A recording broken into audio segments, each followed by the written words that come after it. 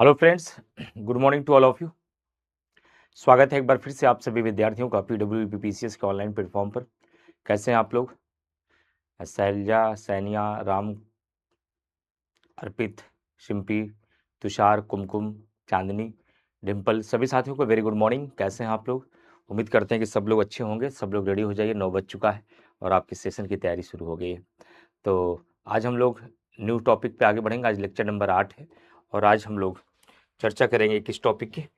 भारतीय संविधान की विशेषता का पार्ट 2 पढ़ेंगे हम लोग ना। भारतीय संविधान की विशेषता का भारतीय संविधान की विशेषता का पार्ट 2 देखेंगे। आज का टॉपिक क्या होगा? भारतीय संविधान की विशेषता पार्ट 2। भारतीय संविधान की विशेषता पार्ट 2।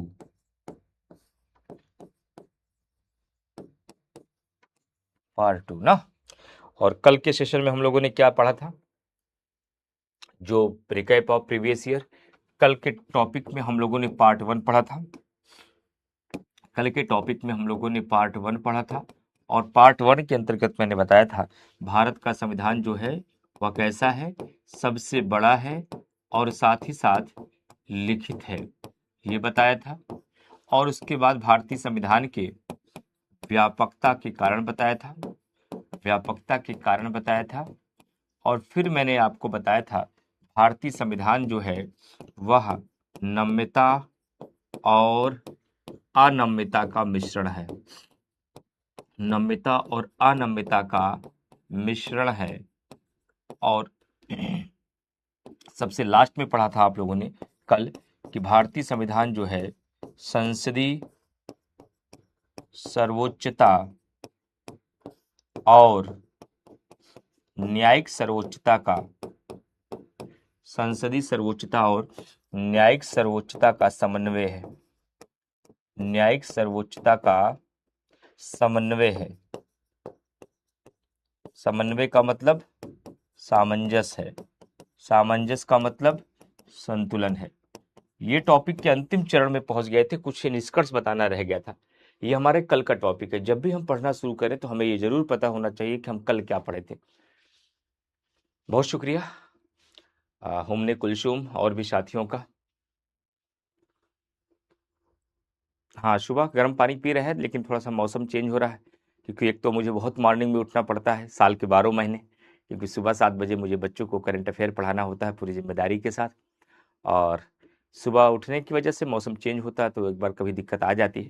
हालांकि गर्म पानी में पी रहा हूँ और अदरक भी मैंने अभी थोड़ा गर्म करके उसको थोड़ा सा गले में हल्का हल्का उसको एक टॉफ़ी की तरीके से मुंह में लिया कि ताकि थोड़ा सा गले में राहत हो जाए। गले में कुछ खराश जैसा लग रहा है, हालांकि ठीक है, पढ़ाने के लायक कोई दिक्कत नहीं है। तो अनकंफर्ट तो होता ही कि स्वास्थ्य हल्का भी गड़बड़ हो तो बेहतर स्वास्थ्य से खराब माना जाता है, लेकिन ठीक है। चलिए, वेरी गुड मॉर्निंग। तो नूतन मिश्रा, आपको भी वेरी गुड मॉर्निंग।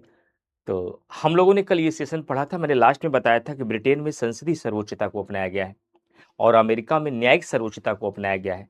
संसदीय सर्वोच्चता के अंतर्गत समस्या क्या होती है, प्रॉब्लम क्या होती है? संसदीय सर्वोच्चता जहां पर अपनाई जाती है वहां संसद सर्वोच्च होती है, यानी संसद द्वारा बनाए गए कानूनों का परीक्षण न्यायपालिका नहीं कर सकती। यानी कि संसद मनमाने ढंग से कानून बना सकती है। संसद अपने शक्ति का दुरुपयोग कर सकती है। सरकारों का लोकसभा में बहुमत होता, सरकारें अपने बहुमत का दुरुपयोग कर सकती हैं। इसलिए संसदीय सर्वोच्चता का सबसे बड़ा लॉस ये है कि व्यक्ति का गरिमापूर्ण जीवन खतरे में पड़ जाता है। तो अमेरिका में तो न्यायिक सर्वोच्चता है तो वहां पर यह समस्या तो नहीं आएगी। वहां पर गरिमापूर्ण जीवन की समस्या तो नहीं आती है, लेकिन न्यायिक सर्वोच्चता के अंतर्गत न्यायपालिका सर्वोच्च हो जाती है और न्यायपालिका के पास ये पावर होती है, वह किसी भी सीमा तक संसद द्वारा बनाए गए कानूनों को रद्द कर देती है, जिससे जनता के हित प्रभावित होते हैं, जिससे शासन प्रणाली में अराजकता आती है, शासन प्रणाली प्रभावित होती है। समस्या दोनों ही समस्याओं में थी। संसदीय सर्वोच्चता में भी प्रॉब्लम थी, न्यायिक सर्वोच्चता में भी प्रॉब्लम थी। इसलिए भारतीय संविधान निर्माताओं ने इसलिए भारतीय संविधान निर्माताओं ने क्या किया? इसलिए भारतीय संविधान निर्माताओं ने इसलिए भारतीय संविधान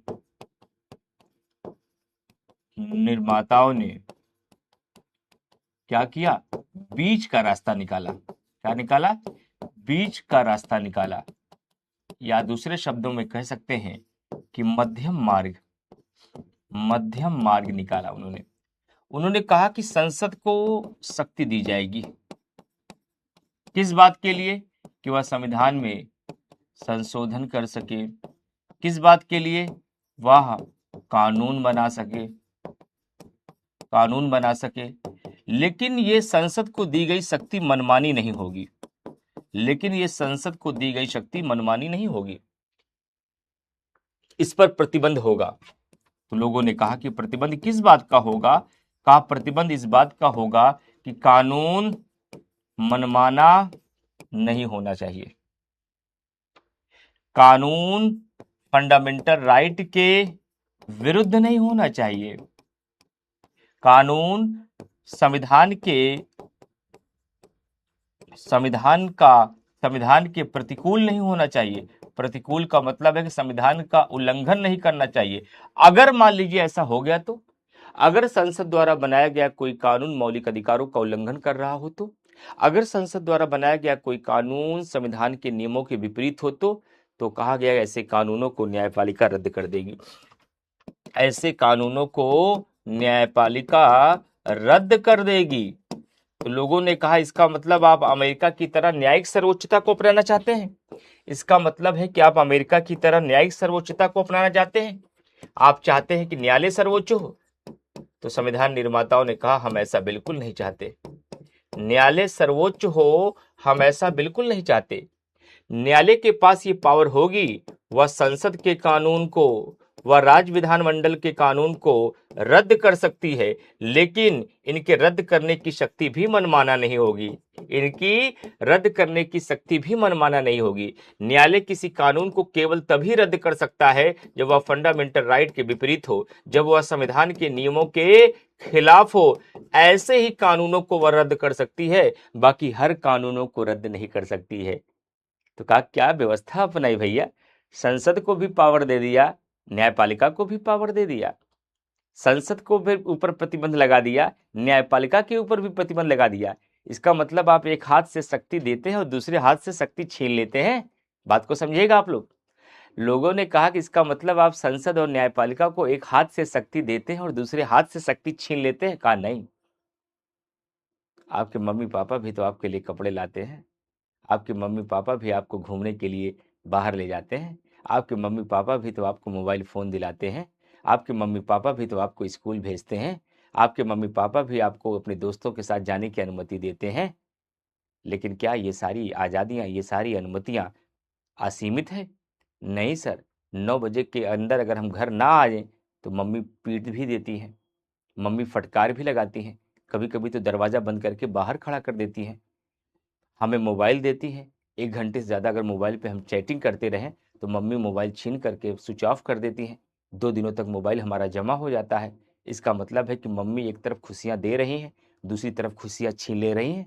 इसका मतलब ये नहीं हुआ कि मम्मी एक तरफ खुशियाँ दे रही हैं और दूसरी तरफ छीन ले रही हैं। इसका मतलब ये हुआ कि मम्मी आपको खुशियाँ दे रही हैं, लेकिन उस खुशियों का दुरुपयोग ना करें, उस खुशियों का प्रयोग करके अपना कैरियर प्रभावित ना करें, उस खुशियों का प्रयोग करके अपने आप को आप बर्बाद ना करें। इसलिए आपकी खुशियों पर कुछ प्रतिबंध भी लगाया जाता है। ये प्रतिबंध युक्ति होता है, ये प्रतिबंध तार्किक होता है, यानी कि न तो आपको आज़ादी मनमाना है, न आपके ऊपर प्रतिबंध मनमाना है। आपको आज़ादी वहां तक मिली है जहां तक आप अपना विकास कर सकें, जहां तक आप खुश रह सकें, और आपके ऊपर प्रतिबंध भी वहीं तक लगाया जाता है जहां तक आप अपनी आज़ादी का दुरुपयोग करते हैं। अगर ये उदाहरण समझ में आ गया तो ये प्रतिबंध भी समझ में आ गया होगा और ये शक्ति भी समझ में आ गई होगी। अतः संविधान निर्माताओं ने भी संसद को, न्यायपालिका को शक्ति दी, अतः संविधान निर्माताओं ने भी संसद और न्यायपालिका की शक्ति को प्रतिबंध लगाया। लेकिन इसका अर्थ यह कदापि नहीं हुआ कि संविधान निर्माता एक तरफ संसद और न्यायपालिका को शक्ति दे रहे हैं बल्कि दूसरी तरफ छीन रहे हैं। कहने का तात्पर्य है कि संसद और न्यायपालिका को अपनी शक्ति का प्रयोग अपनी मर्यादाओं में रहकर करना चाहिए, संविधान के अनुरूप करना चाहिए। अगर उसके बाहर करेंगी तो संसद की भी शक्ति पर प्रतिबंध लगाया जाएगा, न्यायालय की भी शक्ति पर प्रतिबंध लगाया जाएगा, लेकिन यह प्रतिबंध युक्त होगा। यह प्रतिबंध केवल उस सीमा तक होगा जिस सीमा तक वो अपनी शक्ति का दुरुपयोग न कर पाए।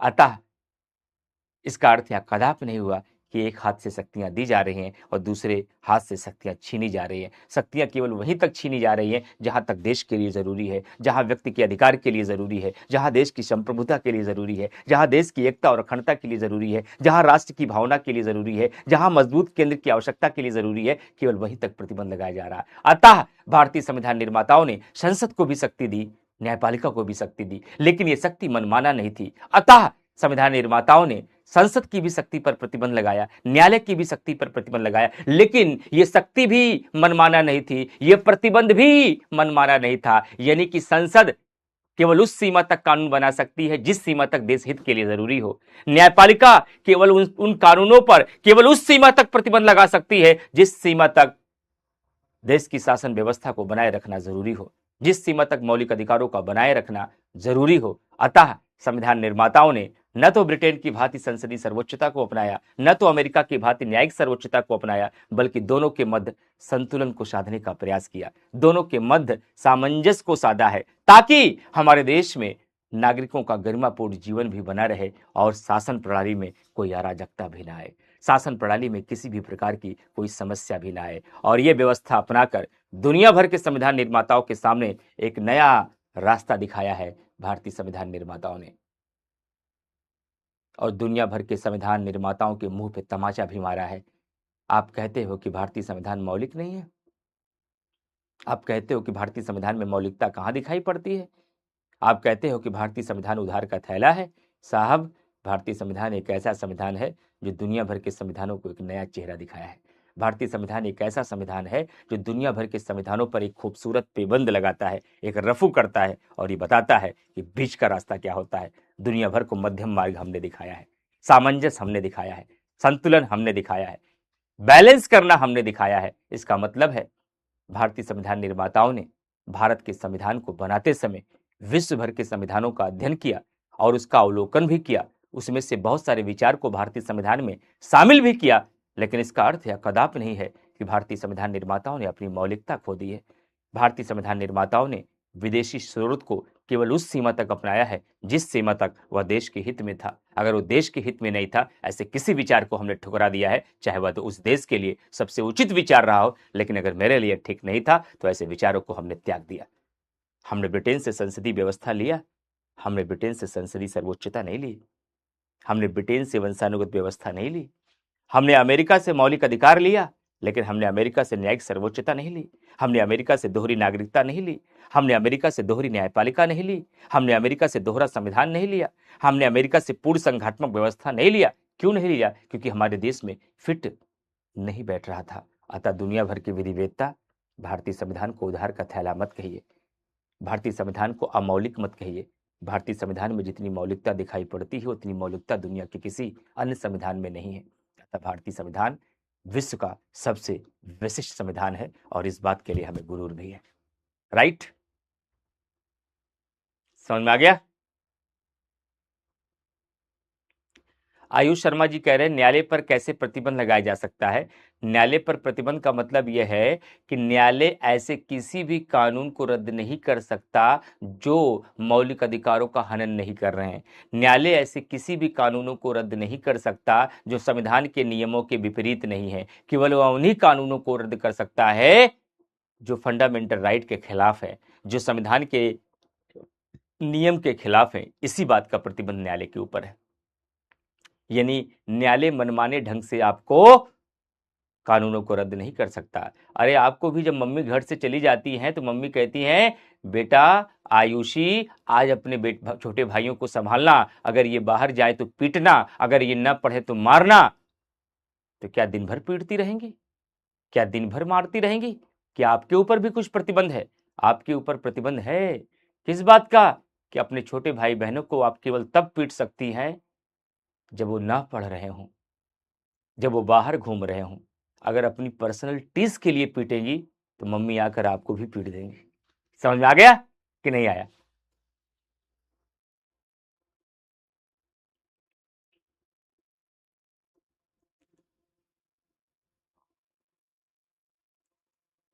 आयुष शर्मा। अच्छा, आयुष थे, हमसे आयुषी थी। समझ में आ गया ना? तो अब कोई पूछेगा कि भारत में संसदीय सर्वोच्चता है? नो। भारत में न्यायिक सर्वोच्चता है? नो। भारत के में क्या है? दोनों के मध्य संतुलन है। संसदीय सर्वोच्चता कहाँ है? ब्रिटेन में। न्यायिक सर्वोच्चता कहाँ है? अमेरिका में। भारत में क्या है? दोनों के मध्य सामंजस्य। नहीं, सबकी क्लास अच्छी चल रही है। वैष्णवी, नेटवर्क इशू होगा, एक बार नेटवर्क में आप आइए, क्लास सही चलने लगी। एक बार आप बच्चे कमेंट करके बता भी दीजिए क्लास सही चल रही है ना, कोई नेटवर्क इशू तो नहीं है किसी बच्चे को?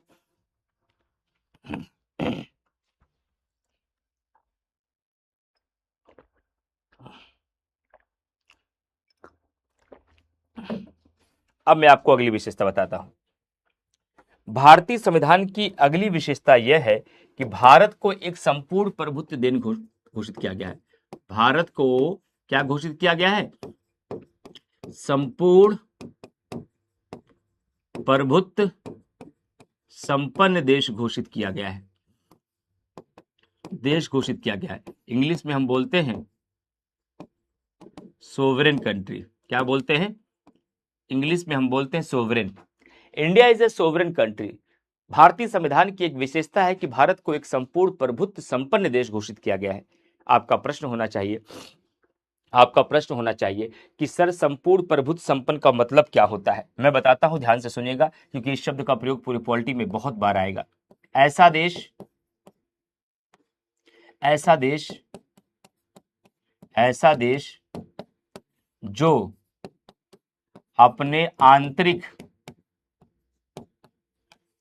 देश जो अपने आंतरिक और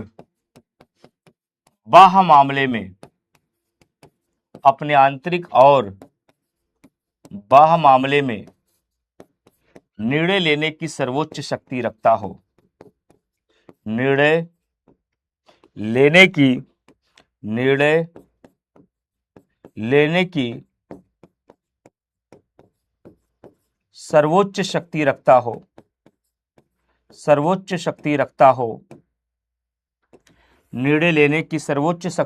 हो,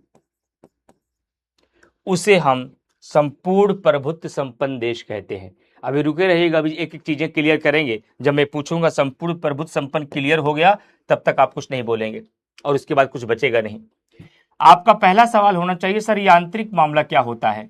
देश के भीतर सामाजिक मामले, देश के भीतर आर्थिक मामले, देश के भीतर राजनीतिक मामले, देश के भीतर धार्मिक मामले। किसके भीतर? देश के भीतर इन मामलों में निर्णय लेना आंतरिक मामला कहलाता है। बाह्य मामले का मतलब क्या होता है?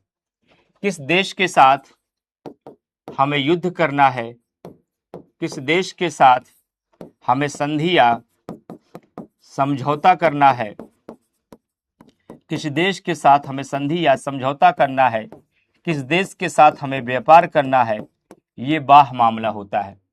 अगर कोई भी कंट्री अपने देश के भीतर किसी सामाजिक, आर्थिक और राजनीतिक और धार्मिक मामले में निर्णय लेने की सर्वोच्च शक्ति रखती है, किसी बाह्य सत्ता से प्रभावित नहीं होती। दूसरे शब्दों में हम कह सकते हैं निर्णय लेने की सर्वोच्च शक्ति रखती है, वह किसी बाह्य सत्ता से प्रभावित नहीं होती।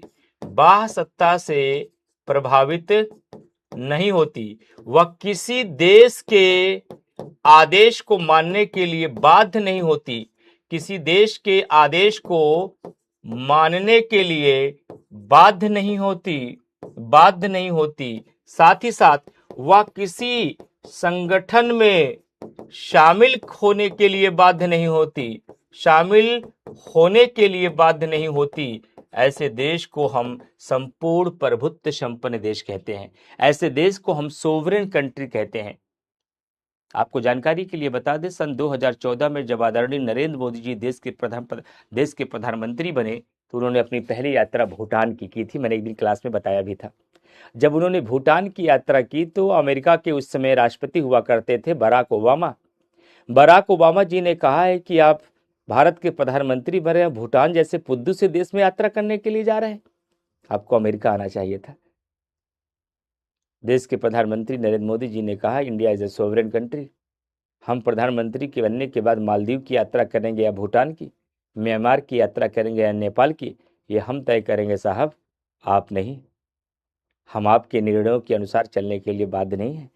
हम आपकी इच्छा के अनुसार कार्य करने के लिए बाध्य नहीं हैं। हम अपने देश के भीतर और देश के बाहर कोई भी डिसीजन लेने के लिए हम सुप्रीम पावर है। हम सर्वोच्च शक्ति रखते हैं। हम किसी बाह्य सत्ता के प्रभावित नहीं होते। हम किसी बाह्य सत्ता के अधीन नहीं हैं। हम किसी के विचारों को मानने के लिए बाध्य नहीं हैं। हम किसी भी अंतर्राष्ट्रीय संगठन में शामिल होने के लिए बाध्य नहीं हैं। हम किसी भी दुनिया के देश के आदेश को मानने के लिए बाध्य नहीं है। भारत आजाद हो चुका है। भारत केवल आजाद नहीं हुआ है, भारत एक संपूर्ण प्रभुत्व संपन्न देश है। जब हम भारतीय संविधान की प्रस्तावना यानी कि प्रियम्बल पढ़ते हैं तो हमारे संविधान की प्रस्तावना का पहला वाक्यांश लिखा गया है, we the people of India. हम भारत के लोग कैसा भारत बनाना चाहते हैं? भारत को एक संपूर्ण प्रभुत्व संपन्न, समाजवादी, पंथ निरपेक्ष, लोकतंत्रात्मक गणराज्य बनाना चाहते हैं। हम भारत को एक संपूर्ण प्रभुत्व संपन्न, समाजवादी, पंथ निरपेक्ष, लोकतंत्रात्मक गणराज्य बनाना चाहते हैं। संविधान की प्रस्तावना कहती है India is a sovereign country. अतः भारत अपने आंतरिक मामले में, अपने बाह्य मामले में निर्णय लेने की सर्वोच्च शक्ति रखता है। ये किसी बाह्य सत्ता से प्रभावित नहीं है, ये किसी बाह्य सत्ता के अधीन नहीं है। लेकिन फिर भी जो पश्चिम की विधिवेत्ता थे वो कहते थे भारतीय संविधान की प्रस्तावना गलत है, वहां संपूर्ण प्रभुत्व संपन्न देश नहीं होना चाहिए। India is not a sovereign country. Bharat एक संप्रभु राज्य नहीं है। भारतीय संविधान निर्माताओं ने कहा है हम काहे संप्रभु नहीं है? कहा क्योंकि आप राष्ट्रमंडल का सदस्य हैं, आप कॉमनवेल्थ के मेंबर हैं।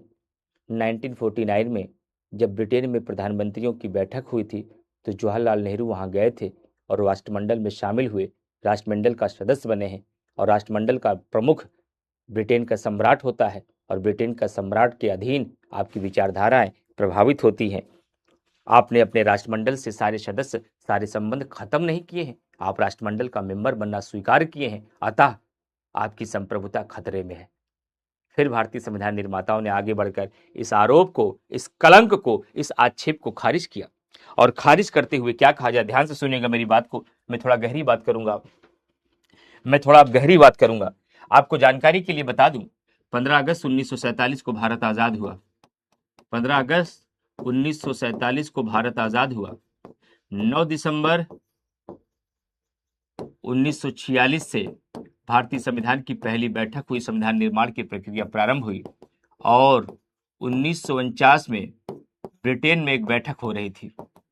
1949 में ब्रिटेन में एक बैठक हो रही थी और यह बैठक प्रधानमंत्रियों की बैठक थी। दुनिया भर के प्रधानमंत्रियों की बैठक थी, प्रधानमंत्रियों की यह बैठक थी। इस बैठक में विश्व भर के प्रधानमंत्री आए, विश्व भर के प्रधानमंत्री आए। और भारत की तरफ से किसने भाग लिया था? इसमें भारत की तरफ से जवाहरलाल नेहरू ने भाग लिया था। जवाहरलाल भारत की तरफ से जवाहरलाल नेहरू ने, भारत की तरफ से जवाहरलाल नेहरू ने भाग लिया था। और जवाहरलाल नेहरू ने राष्ट्रमंडल की सदस्यता ग्रहण की थी। राष्ट्रमंडल को कॉमनवेल्थ कहा जाता है, इंग्लिश में कॉमनवेल्थ कहा जाता है। और राष्ट्रमंडल की सदस्यता नेहरू जी ने ग्रहण की। और राष्ट्रमंडल का जो प्रमुख होता है वह ब्रिटेन का सम्राट होता है। कौन होता है? वह ब्रिटेन का सम्राट होता है। इसका मतलब है कि अगर भारत राष्ट्रमंडल का सदस्य है और उसका अध्यक्ष ब्रिटेन का सम्राट है तो ब्रिटेन के सम्राट से भारत की विचारधारा प्रभावित होती है। It means India is not a sovereign country. Bharat संप्रभु राज्य नहीं है। भारत एक संपूर्ण प्रभु संपन्न देश नहीं है। यह आरोप लगाया गया था भारत की संप्रभुता पर। तब डॉक्टर बाबा साहब भीमराव अंबेडकर आगे बढ़कर आए। तब बाबा साहब डॉक्टर भीमराव अंबेडकर जी आगे बढ़कर आए। बाबा साहब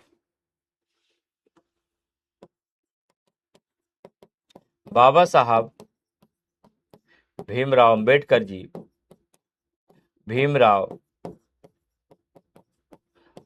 जी आगे बढ़कर आए।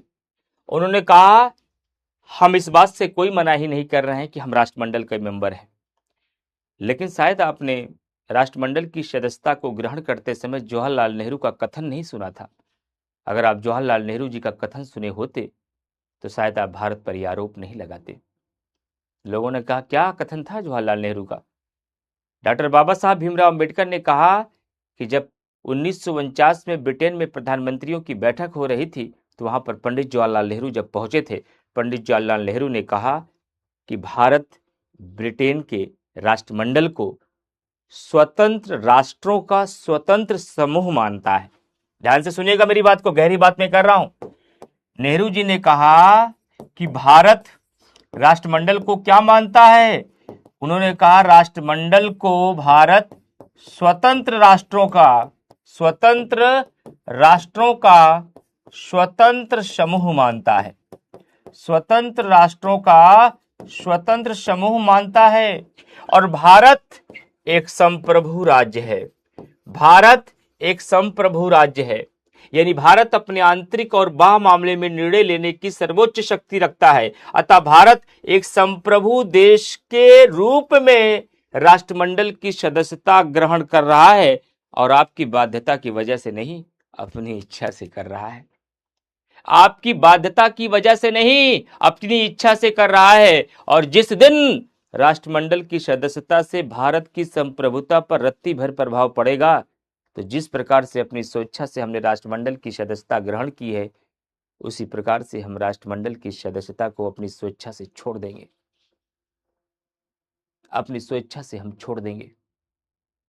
अतः राष्ट्रमंडल की सदस्य मात्र बनने से भारत की संप्रभुता पर, भारत की सोवरेनिटी पर, भारत की संपूर्ण प्रभुत्व संपन्नता पर रत्ती बराबर भी फर्क नहीं पड़ता। ये बात कौन बोल रहा है? ये बात डॉक्टर बाबा साहब भीमराव अंबेडकर जी बोल रहे हैं। उन्होंने कहा, इस बात से मैंने कोई मनाही नहीं की कि India is not a member of Commonwealth. Bharat राष्ट्रमंडल का सदस्य है, इस बात को मैं स्वीकार कर रहा हूं, लेकिन आपका यह कहना गलत होगा कि भारत राष्ट्रमंडल का सदस्य है इसलिए भारत की संप्रभुता प्रभावित हो रही है। क्योंकि जब भारत ने राष्ट्रमंडल की सदस्यता ग्रहण की थी तो एक संप्रभु राज्य के रूप में की थी। भारत राष्ट्रमंडल को स्वतंत्र राष्ट्रों का स्वतंत्र समूह मानता है। भारत अपनी स्वेच्छा से राष्ट्रमंडल की सदस्यता ग्रहण की है, ब्रिटेन के कहने पर नहीं की है। और जिस दिन यदि ब्रिटेन के सम्राट से भारत की संप्रभुता प्रभावित होगी, तो जिस प्रकार से हमने अपनी स्वेच्छा से राष्ट्रमंडल की सदस्यता ग्रहण की है, वैसे हम छोड़ देंगे। एक एग्जाम्पल देता हूं, यह बात और शीशे की तरह साफ हो जाएगी। मान लीजिए आप प्रयागराज पढ़ाई करने के लिए आए, मान लीजिए आप प्रयागराज तैयारी करने के लिए आए, और आपका रूम पार्टनर जो मिला उसका नाम था हामिद और आपका नाम था राम, और आपकी हामिद के साथ दोस्ती हो गई। आप हामिद के साथ रहने लगे, आपका 24 घंटा उसके साथ व्यतीत होने लगा। एक कोई व्यक्ति आया, आपका दोस्त जिसका नाम है मोहन। मोहन ने कहा कि राम, तुम हामिद के साथ रहते हो? कहा यस। कहा अब आपका हिंदू धर्म खतरे में हो गया। अब आप एक हिंदू नहीं रहेंगे क्योंकि आप मुस्लिम के साथ रहते हो। अब आपकी विचारधारा मुस्लिम व्यक्ति से प्रभावित हो जाएगी, आप उसके अनुसार काम करने लगोगे, आप इस्लाम धर्म का पालन करने लगोगे। तब राम उसे समझाता है, अरे बेवकूफ, हमने हामिद से दोस्ती हामिद की बाध्यता की वजह से नहीं की है, हामिद के जिद की वजह से नहीं की है। हामिद एक तटस्थ व्यक्ति है, हामिद एक पंथ निरपेक्ष व्यक्ति है, और वैसे भी हामिद से दोस्ती हमने अपनी स्वेच्छा से की है, हमने अपनी इच्छा से की है। और वैसे भी जिस दिन अगर हामिद की दोस्ती से अगर ये लगेगा हमारे पूजा पाठ में दिक्कतें आ रही हैं, हमारे ऊपर इस्लाम धर्म के विचार प्रभावित हो रहे हैं, हमारे जो कर्मकांड हैं, हमारी जो सिद्धांत हैं, उसमें हामिद दखल दे रहा है, तो जिस प्रकार से अपनी इच्छा से, अपनी खुशी से, अपनी स्वेच्छा से हमने हामिद से दोस्ती की है, उसी प्रकार से हम अपनी इच्छा से, अपनी खुशी से हामिद से सारा नाता, सारा संबंध खत्म भी कर देंगे। अतः हामिद से दोस्ती मात्र से हमारे पूजा पाठ में, हमारे धर्म पर कोई प्रभाव नहीं पड़ता है, क्योंकि हम हामिद को एक भारत का नागरिक मानते हैं, केवल एक इस्लाम को मानने वाला व्यक्ति नहीं मानते हैं।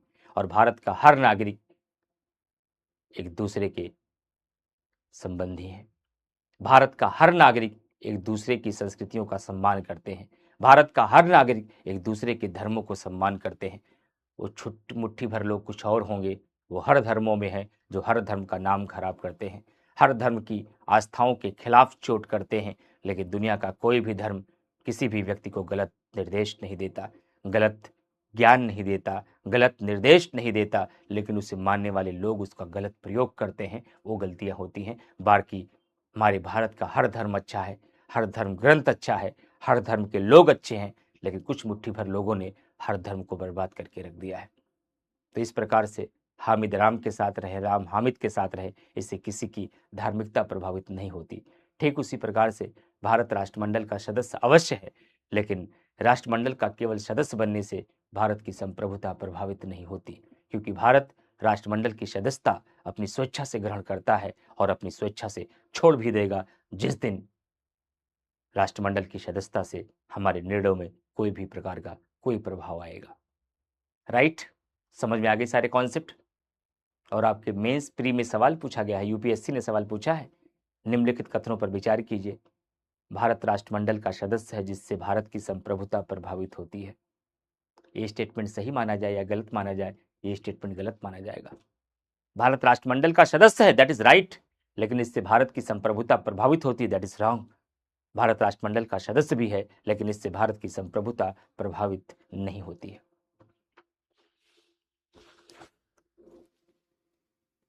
ये आने वाले भारत का मुस्तकबिल, आने वाले पूरे भारत का भविष्य हमारे आपके कंधों पर है, राम के कंधों पर है, हामिद के कंधों पर है, जॉनी के कंधों पर है, मिल्खा सिंह के कंधों पर है।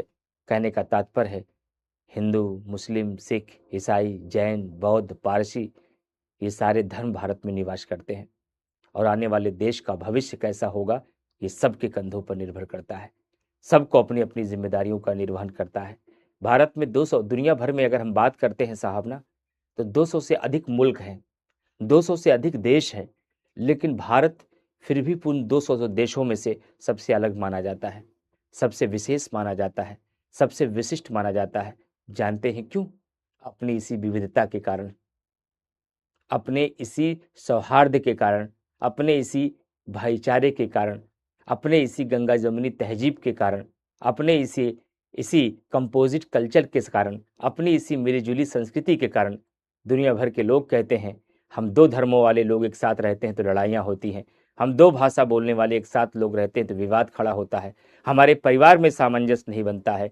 और भारत इतनी बड़ी आबादी वाला देश, जो दुनिया का सबसे बड़ा आबादी वाला है, जहाँ पर वर्तमान में 140 करोड़ लोग रहते हैं, फिर भी वहाँ के लोग इतने सारे धार्मिक विविधता के बाद भी एक धागे में बंधे हुए हैं, आपस में एक थाली में बैठ के खाते हैं, सभी लोग एक किसी त्यौहार को मिलजुल कर मनाते हैं। और भारत आज भी अखंड भारत बना हुआ है, उसमें किसी भी प्रकार का खंडन न तो धर्म के नाम पर हुआ, न तो भाषा के नाम पर हुआ, न तो क्षेत्र के नाम पर हुआ, न तो संस्कृति के नाम पर हुआ। ये भारत को दुनिया के हर देशों से अलग बनाता है, और उसको बनाए रखना अब हमारे बूढ़ों की जिम्मेदारी नहीं है, अब हमारे पापा लोगों की जिम्मेदारी नहीं है, ये जिम्मेदारी हमारी और आपकी है। लेकिन वर्तमान में समाज में कुछ ऐसी ताकतें होती हैं, कुछ ऐसे बुरी नज़र वाले और बुरी सोच वाले लोग होते हैं जो हर धर्म को बर्बाद करके रख देते हैं, हमारी भारत की बहुलवादी संस्कृति को ठेस पहुंचाते हैं, हमारी गंगा जमुनी तहजीब को बार बार तार तार करते हैं, जिससे हिंदू मुस्लिमों के बीच, मुस्लिमों हिंदुओं के बीच, सिखों ईसाइयों के बीच ये खाई बढ़ती जाती है, जो देश के लिए बहुत घातक साबित होगी। अतः हम आपकी जिम्मेदारी है, हम देश के भीतर एक सौहार्दपूर्ण माहौल बनाएं, एक गंगा जमुनी तहजीब बनाएं, भाईचारे की भावना बताएं, एक दूसरे के धर्मों का सम्मान करें, एक दूसरे के धर्म ग्रंथों का सम्मान करें, एक दूसरे के त्यौहारों को सम्मान करें, और हर धर्म के भीतर ये ताकत होनी चाहिए कि गलत को गलत कह सकें और सही को सही कह सकें, और जो बुरे लोग हैं हर धर्म को मिलकर उसे नाश करने का, उसे समाप्त करने का पूरा प्रयास करना चाहिए। कोई धर्म बुरा नहीं हो सकता, धर्म को मानने वाले लोगों के तरीके बुरे हो सकते हैं। ऐसे तरीकों को, ऐसे लोगों की पहचान करके उन्हें फटकार लगानी चाहिए, उन्हें दंडित भी करना चाहिए। और ज़रूरत पड़ने पर अगर हमारे राष्ट्र की भावना को कमज़ोर करते हैं, हमारे तिरंगे के सम्मान को प्रभावित करते हैं, वो किसी भी धर्म का व्यक्ति हो, चाहे वह हिंदू का हो, चाहे मुस्लिम का हो, चाहे सिख का हो, चाहे ईसाई का हो, ऐसे सभी लोगों को देश से बाहर कर देना चाहिए। इसके लिए मैं शायद सबसे आगे खड़ा हूँगा। ऐसी भावना जिस दिन देश के 140 करोड़ के लोगों में आ गई, उस दिन भारत को किसी माई के लाल के दम नहीं कि भारत को विखंडित कर सके, भारत के विकास को रोक सके, भारत में दंगे फसाद कर सके, भारत में लड़ाइयाँ कर सके। भारत दुनिया का सबसे अनूठा देश है और इसे बनाए रखने की जिम्मेदारी हमारी और आपकी है। और इंडिया क्या है? इंडिया एक फेडरल कंट्री के साथ साथ इंडिया एक सोवरेन कंट्री भी है। भारत अपने आंतरिक और बाह्य मामले में निर्णय लेने की सर्वोच्च शक्ति रखती है। भारत राष्ट्रमंडल का सदस्य है, लेकिन राष्ट्रमंडल की सदस्यता से भारत की संप्रभुता कहीं भी प्रभावित नहीं होती। ये भी भारतीय संविधान की एक विशेषता है। इसलिए मैंने कहा कि भारत एक संपूर्ण प्रभुत्व संपन्न देश है। तो संप्रभुता का मतलब समझ में आ गया। संपूर्ण प्रभुत्व संपन्न का अर्थ क्या होता है, क्लियर हो गया। आंतरिक मामला क्या होता है, क्लियर हो गया। बाह्य मामला क्या होता है, क्लियर हो गया। भारत राष्ट्रमंडल का सदस्य है या नहीं, ये क्लियर हो गया। राष्ट्रमंडल की सदस्यता किस मंशा के साथ लिया गया है, या क्लियर हो गया। क्या राष्ट्रमंडल के सदस्य होने से भारत की संप्रभुता पर कोई चोट लगता है या नहीं, ये सारी बातें स्पष्ट हो गई। कोई डाउट है तो पूछ लीजिए, फिर मैं आगे चलता हूं, समाजवाद के बारे में बताता हूं।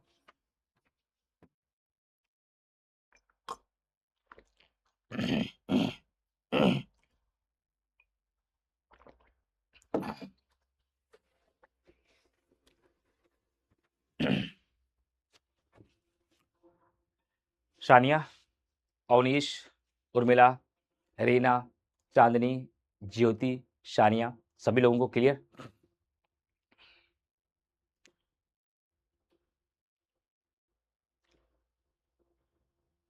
कोई डाउट हो, किसी प्रकार का कोई सवाल हो, आप पूछ सकते हैं हमसे, मैं आपका वेट कर रहा हूं।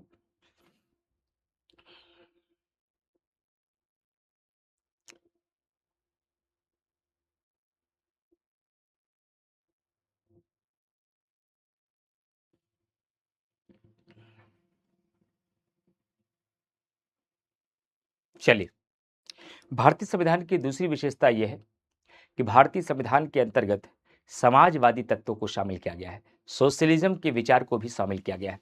तो मैं अगला पॉइंट बताता हूं कि भारतीय संविधान के अंतर्गत एक अगली विशेषता है कि भारत में समाजवाद है, समाजवादी तत्वों को भी शामिल किया गया है। समाजवाद है यानी कि सोशलिज्म है भारत में, यानी भारत के भीतर समाजवाद के तत्व को भी शामिल किया गया है, तत्व को भी शामिल किया गया है।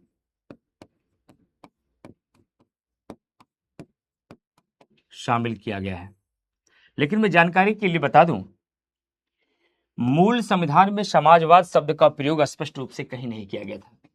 जब कभी मैं पॉलिटी में मूल संविधान शब्द का प्रयोग करूं, जब भी मैं कभी अपनी लेक्चर में मूल संविधान बोलूं, तो मूल संविधान का मतलब होता है 26 नवंबर 1949 वाला संविधान। इसी को इंग्लिश में बोलते हैं ओरिजिनल कॉन्स्टिट्यूशन। Original constitution. भारतीय संविधान में कहीं भी मूल संविधान में डायरेक्ट रूप से समाजवाद शब्द का प्रयोग नहीं किया गया था। समाजवाद शब्द का प्रयोग डायरेक्ट रूप से कहीं नहीं किया गया था। तो इस पर कई बार विद्वान ये सवाल करते हैं, बच्चे भी ये सवाल करते हैं कि सर, यदि संविधान निर्माताओं ने मूल संविधान के अंतर्गत सोशलिज्म शब्द का प्रयोग नहीं किया था, समाजवाद शब्द का प्रयोग नहीं किया था, क्या संविधान निर्माता भारत को एक समाजवादी देश नहीं बनाना चाहते थे? क्या संविधान निर्माता भारत में समाजवादी तत्वों को, सोशलिज्म के एलिमेंट को शामिल नहीं करना चाहते थे? नहीं, ऐसा बिल्कुल भी नहीं है। भारतीय संविधान निर्माता शुरू से ही भारत में समाजवाद के तत्व को शामिल करना चाहते थे। कैसे पता चली आपको ये बात? संविधान निर्माताओं के दिल में घुसे हैं आप? संविधान निर्माता आपसे बातचीत करते थे? आप कैसे जानते हैं कि भले ही समाजवाद शब्द मूल संविधान में नहीं था, फिर भी भारतीय संविधान निर्माता भारत में समाजवाद के तत्व को शामिल करना चाहते थे? हमने जब भाग 4 पढ़ा तब पता चला मुझे। जब मैंने भाग 4 पढ़ा तो मुझे पता चला, क्योंकि भाग 4 के अंतर्गत मैंने एक आर्टिकल पढ़ा है जिसका नाम है अनुच्छेद 38, और अनुच्छेद 38 के तहत राज्य को निर्देश दिया गया है। अनुच्छेद 38 के तहत राज्य को निर्देश दिया गया है डीपीएसपी में, किस बात का, कि राज्य क्या करेगा? राज्य सामाजिक, आर्थिक और राजनीतिक न्याय सुनिश्चित करेगा। और सामाजिक और राजनीतिक न्याय में समाजवाद के तत्व शामिल हैं। ये समाजवाद का ही तत्व है, ये समाजवाद का ही तत्व माना जाता है। सामाजिक, आर्थिक और राजनीतिक न्याय जो है ये समाजवाद का ही तत्व माना जाता है। यानी कि भले ही संविधान निर्माताओं ने स्पष्ट रूप से समाजवाद शब्द को प्रयोग कभी संविधान में नहीं किया था, लेकिन फिर भी, शुक्रिया, बहुत शुक्रिया अंजलि जी आपका, लेकिन फिर भी संविधान निर्माता भारत को एक समाजवादी देश बनाना चाहते थे, क्योंकि भारतीय संविधान का जो आर्टिकल 38 है उसके तहत राज्य को यह निर्देश दिया गया है कि वह सामाजिक, आर्थिक और राजनीतिक न्याय सुनिश्चित करें। मैं आगे आपको समझाऊंगा कि सामाजिक न्याय क्या होता है, आर्थिक न्याय क्या होता है, राजनीतिक न्याय का मतलब क्या होता है, आगे मैं समझाऊंगा जब मैं प्रस्तावना पढ़ाऊंगा। लेकिन अभी मैं केवल इतना बताने की कोशिश कर रहा हूं आपको कि भले ही मूल संविधान में समाजवाद शब्द का प्रयोग कहीं नहीं किया गया था, लेकिन फिर भी भारतीय संविधान निर्माता भारत को एक समाजवादी देश बनाना चाहते थे। तो आज तक समाजवाद शब्द का प्रयोग कभी नहीं किया गया सर संविधान में? किया गया, आगे चलकर किया गया। कब किया गया सर? संविधान संशोधन के माध्यम से किया गया। भारतीय संविधान में एक संशोधन किया गया जिसका नाम है 42वां संविधान संशोधन 1976। 42वां संविधान संशोधन 1976, और इसके माध्यम से भारतीय संविधान की प्रस्तावना में 3 शब्द जोड़े गए। भारतीय संविधान की प्रस्तावना में 3 शब्द जोड़े गए। पहला है समाजवाद, दूसरा है पंथ निरपेक्ष, और तीसरा है अखंडता। ये प्रश्न आपका यूपीपीसीएस 2025 में पूछा भी गया। देख लीजिए, आप यहीं पर पढ़ रहे हैं, आपके नोट्स में भी लिखा होगा। यूपीपीसीएस 2025 में पूछा गया था, 12 अक्टूबर को ये संशोधन एग्जामिनेशन में आया था, अगर आपको याद होगा तो। अगर आपने 12 अक्टूबर का पेपर देखा है तो आपको पता होगा ये संशोधन आपके 12 अक्टूबर एग्जाम में जो बीपीसीएस का हुआ है उसमें ये शब्द आया था। तो मैंने सबसे पहले क्या सिखाने की कोशिश की? मैंने सबसे पहले ये सिखाने की कोशिश की कि मूल संविधान में कहीं भी समाजवाद शब्द का प्रयोग नहीं किया गया था, लेकिन फिर भी भारतीय संविधान निर्माता भारत को एक समाजवादी देश बनाना चाहते थे। लेकिन समय के साथ जब ये जरूरत महसूस हुई, जब ये लगने लगा कि अब समाजवाद शब्द को स्पष्ट रूप से संविधान में शामिल कर लेना चाहिए, तब भारतीय संविधान में एक संशोधन किया गया जिसका नाम है 42वां संविधान संशोधन 1976। और 42वां संविधान संशोधन 1976 के माध्यम से प्रस्तावना के अंतर्गत 3 शब्द जोड़े गए, समाजवाद, पंथ निरपेक्ष और अखंडता, और इन तीनों शब्दों में एक शब्द ये भी था, समाजवाद। तो मैंने इसकी एंट्री बता दी कि संविधान में एंट्री कब हुई। अब मुझे ये बताना है कि समाजवाद का अर्थ क्या होता है। समाजवाद का अर्थ क्या होता है? बात अगर हम ये कहें कि समाजवाद का अर्थ क्या होता है, क्योंकि जब समाजवाद का बात आती है तो हमारे दिमाग में पहला नाम कार्ल मार्क्स का आता है, जो आपने बीए में पढ़ा होगा। लेकिन समाजवाद का अर्थ को बताने के लिए, समाजवाद का अर्थ बताने के लिए गांधी और नेहरू की विचारधारा की भी चर्चा की जाती है और कार्ल मार्क्स की भी चर्चा की जाती है। सबसे पहले मैं बताऊंगा कि समाजवाद की अगर बात किया जाए तो भारतीय संविधान की प्रस्तावना में जिस समाजवाद की चर्चा की गई है वो कार्ल मार्क्स का समाजवाद नहीं है। क्योंकि जब समाजवाद के विचार की बात आती है कि समाजवाद के संबंध में जो सबसे महत्वपूर्ण विचार माना जाता है वो कार्ल मार्क्स का माना जाता है। तो कई बार आयोग आपसे सवाल पूछता है कि संविधान की प्रस्तावना में जिस समाजवाद की चर्चा की गई है क्या वो कार्ल मार्क्स का समाजवाद है? तो आंसर है नो, वो कार्ल मार्क्स का समाजवाद नहीं है। भारतीय संविधान की प्रस्तावना में जिस समाजवाद की बात की गई है वह गांधी और नेहरू की समाजवाद का प्रभाव है।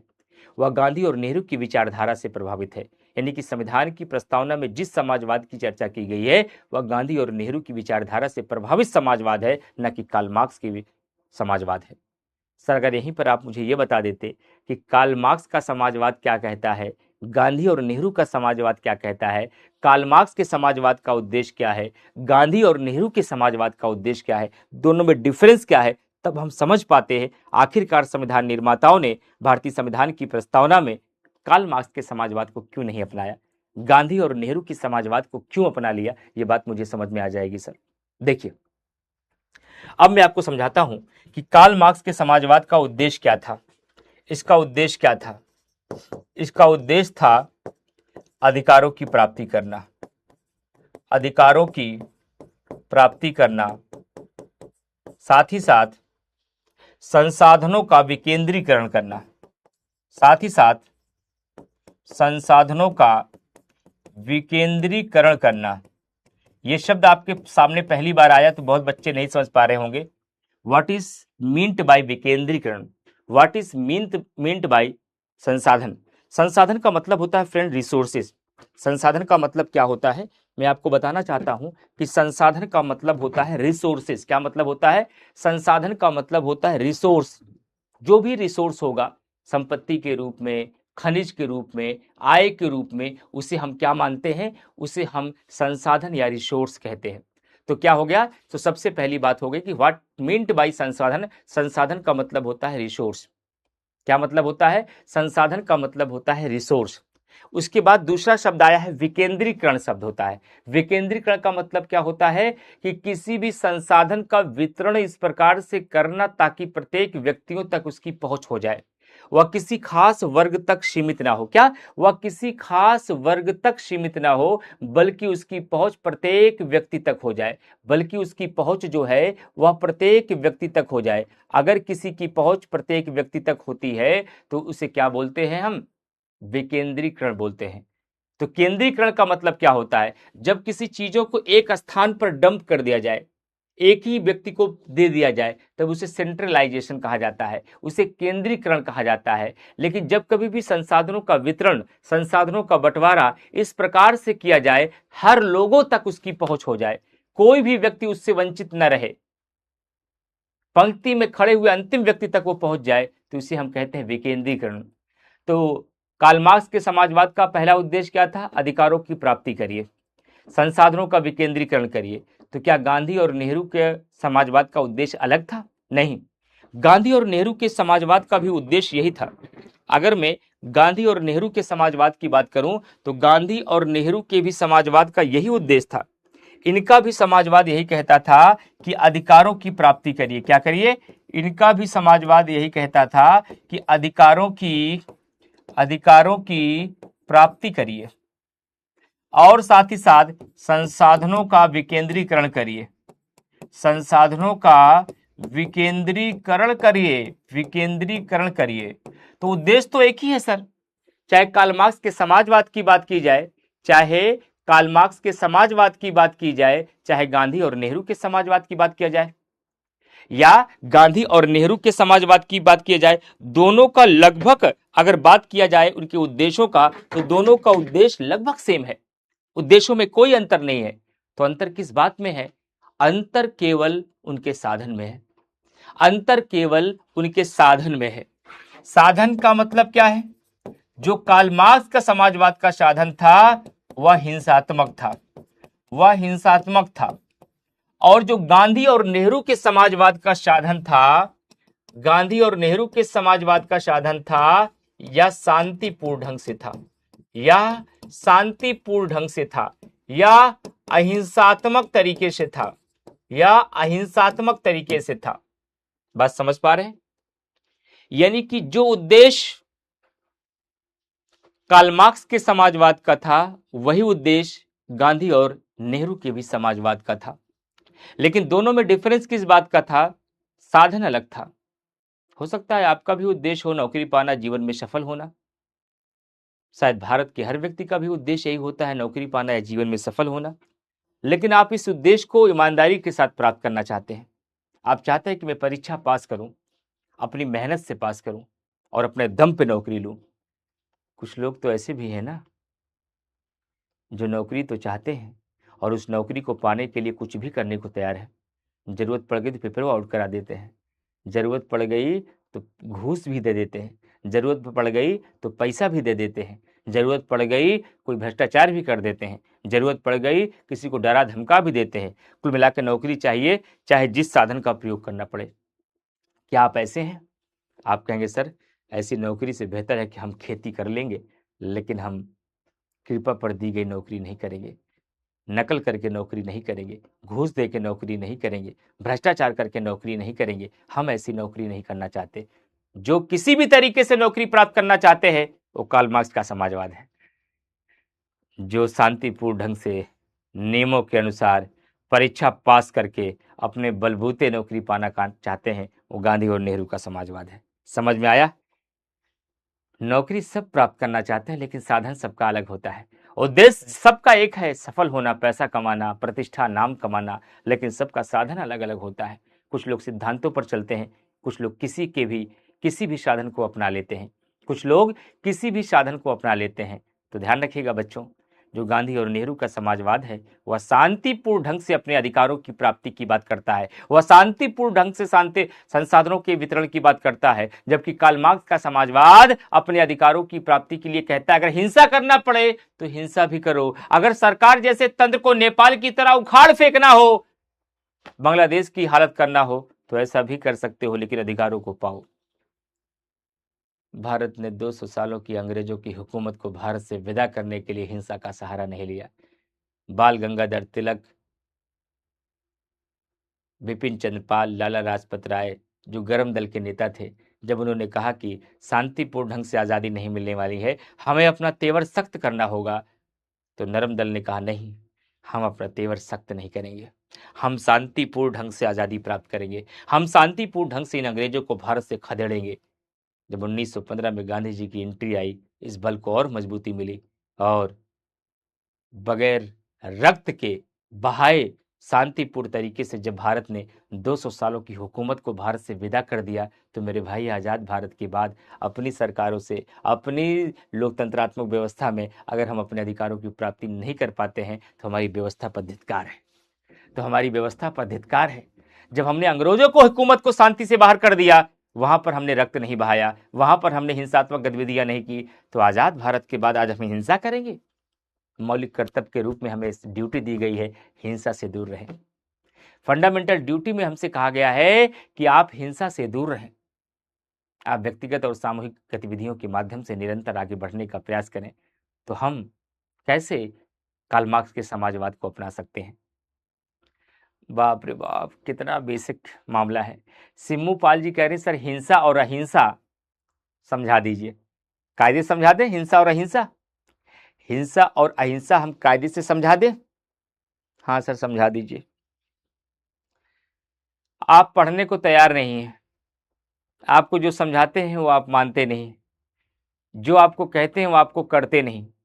अगर मैं विनती कर करके समझाऊं कि प्लीज़ बच्चों अच्छे से पढ़ो, प्लीज़ बच्चों समय को बर्बाद मत करो, प्लीज़ बच्चे क्लास को पूरी कंसंट्रेशन के साथ करिए, प्लीज़ बच्चों क्लास के बीच में कमेंट मत करिए, मैं अगर बगैर एक चाटा लगाए आपको रोज ये समझा कर ये काम करवा रहा हूं, आपको अच्छे रास्ते पे ला रहा हूं, आपको पॉलिटी सिखा रहा हूं, ये अहिंसात्मक तरीका है, ये नॉन वायलेंस प्रोसेस है। लेकिन अगर आप ये काम नहीं करते, मैं रोज ठोकूं, मैं रोज बजाऊं, रिमोट लेकर के आपका सर फोड़ डालूं सिम्मू, तो ये हिंसात्मक तरीका है कि पढ़ो, पढ़ने के लिए अगर नहीं पढ़ोगे तो मैं खोपड़ी फोड़ दूंगा आप लोगों की, मैं लाल रंग निकाल दूंगा, रक्त बहा दूंगा आप लोगों का, मैं पीट पीट के लहूलुहान कर दूंगा मैं आपको। यह हिंसात्मक है। अगर अब भी नहीं समझ में आए तो मानसिक संतुलन खराब है आपका। अगर अब भी हिंसा और अहिंसा नहीं समझ पाए तो मानसिक संतुलन गड़बड़ है फिर आपका। समझ में आ गया कि नहीं आया भाई? बिल्कुल पढ़ सकते हैं अजीत कुमार, लेकिन पिछली क्लासेस कर लीजिए, 8वां लेक्चर है हमारे। 7 लेक्चर को बगैर 8वें लेक्चर में मजा नहीं आएगा। आप 7 लेक्चर करके आइए तब मेरे साथ आइए। समझ में आ गया? What is the differences between the violence and non violence? हिंसा और अहिंसा में क्या अंतर है? जब रिमोट लेकर आपकी खोपड़ी फोड़ फोड़ कर पढ़ाया जाए, लाल रंग निकाल निकाल के पढ़ाया जाए, ये हिंसात्मक पढ़ाई है। जब आपको प्यार से समझा समझा कर, नैतिकता के साथ, मूल्यों के साथ, हंसा हंसा कर, चुमकार कर, आपको खुश कर कर, एक एक बातें सिखाकर, बगैर एक थप्पड़ लगाए पढ़ाया जाए, ये अहिंसात्मक पढ़ाई है। This is non violence study, right. चलिए, अब मुझे आपको बताना है कि गांधी और नेहरू का समाजवाद क्या कहता है। गांधी और नेहरू के समाजवाद के क्या तत्व हैं, क्या इसके एलिमेंट है, क्या इसके उद्देश्य हैं। तो मैं आपको बताता हूं गांधी और नेहरू के समाजवाद के तत्व। गांधी और नेहरू के समाजवाद के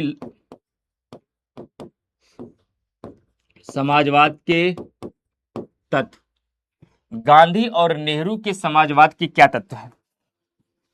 अगर गांधी और नेहरू के समाजवाद के तत्व की बात किया जाए तो गांधी और नेहरू के समाजवाद का पहला तत्व है, गांधी और नेहरू के समाजवाद का पहला तत्व है कि आय की असमानता को समाप्त किया जाए।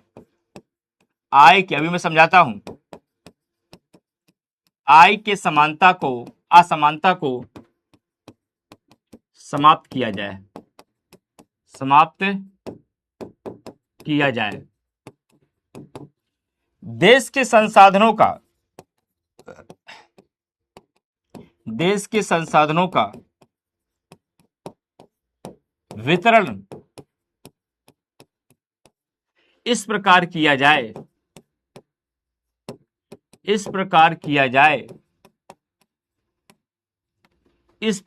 जाए जिससे कोई भी वर्ग वंचित न हो, जिससे कोई भी व्यक्ति वंचित ना हो, जिससे कोई भी वर्ग वंचित ना हो।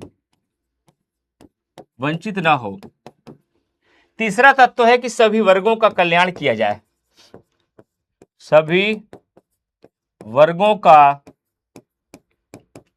कल्याण किया जाए, सभी वर्गों का कल्याण किया जाए, विशेषकर वंचित समूहों का, विशेषकर वंचित समूहों का। किसका? विशेषकर वंचित समूहों का। ये तीन तत्व थे गांधी और नेहरू के समाजवाद का। इसका मतलब मैं आपको समझाता हूं, ध्यान से सुनिएगा, आपके कॉन्सेप्ट और क्लियर होंगे, आपके कॉन्सेप्ट और क्लियर होंगे। गांधी और नेहरू के समाजवाद का पहला तत्व क्या है? आय। आय का मतलब क्या होता है? आय और आयु में अंतर है। आयु का मतलब होता है एज, आय का मतलब होता है इनकम, आय का मतलब होता है आर्थिक संपत्ति। आय की जो असमानता है उसे कम किया जाए, यानी कि भारत देश में जो अमीरी और गरीबी का गैप है वो कम किया जाए। जो अमीर और अमीर होता जा रहा है और गरीब और गरीब होता जा रहा है, इसके बीच का जो ये गैप बढ़ता जा रहा है, ऐसी योजनाएं बनाइए, ऐसी नीतियां बनाइए, ऐसी व्यवस्थाएं बनाइए कि अमीरों और गरीबों की ये गैप, ये खाई, ये दूरी कम होती जाए। सबको एक लाइन पे खड़ा कर दीजिए, ना एक लाइन में तो आसपास पे खड़ा करिए, इनको आसपास ला करके खड़ा कर दीजिए। अमीरी और गरीबी का जो गैप है उसे कम करते रहिए। अगर आप अखबार पढ़ते हैं तो आपने देखा होगा कि 2019 में जब कोरोना वैश्विक महामारी आई, उसके बाद जो अरबपतियों की सूची, अभी हाल ही में करंट अफेयर में मैंने पढ़ाया था कि अरबपतियों की सूची में भारत में लगभग 200 के आसपास अरबपति हो चुके हैं। और मध्यम वर्गीय परिवारों के छोटे छोटे रोजगार छीन लिए गए, छोटे छोटे रोजगार बर्बाद हो गए।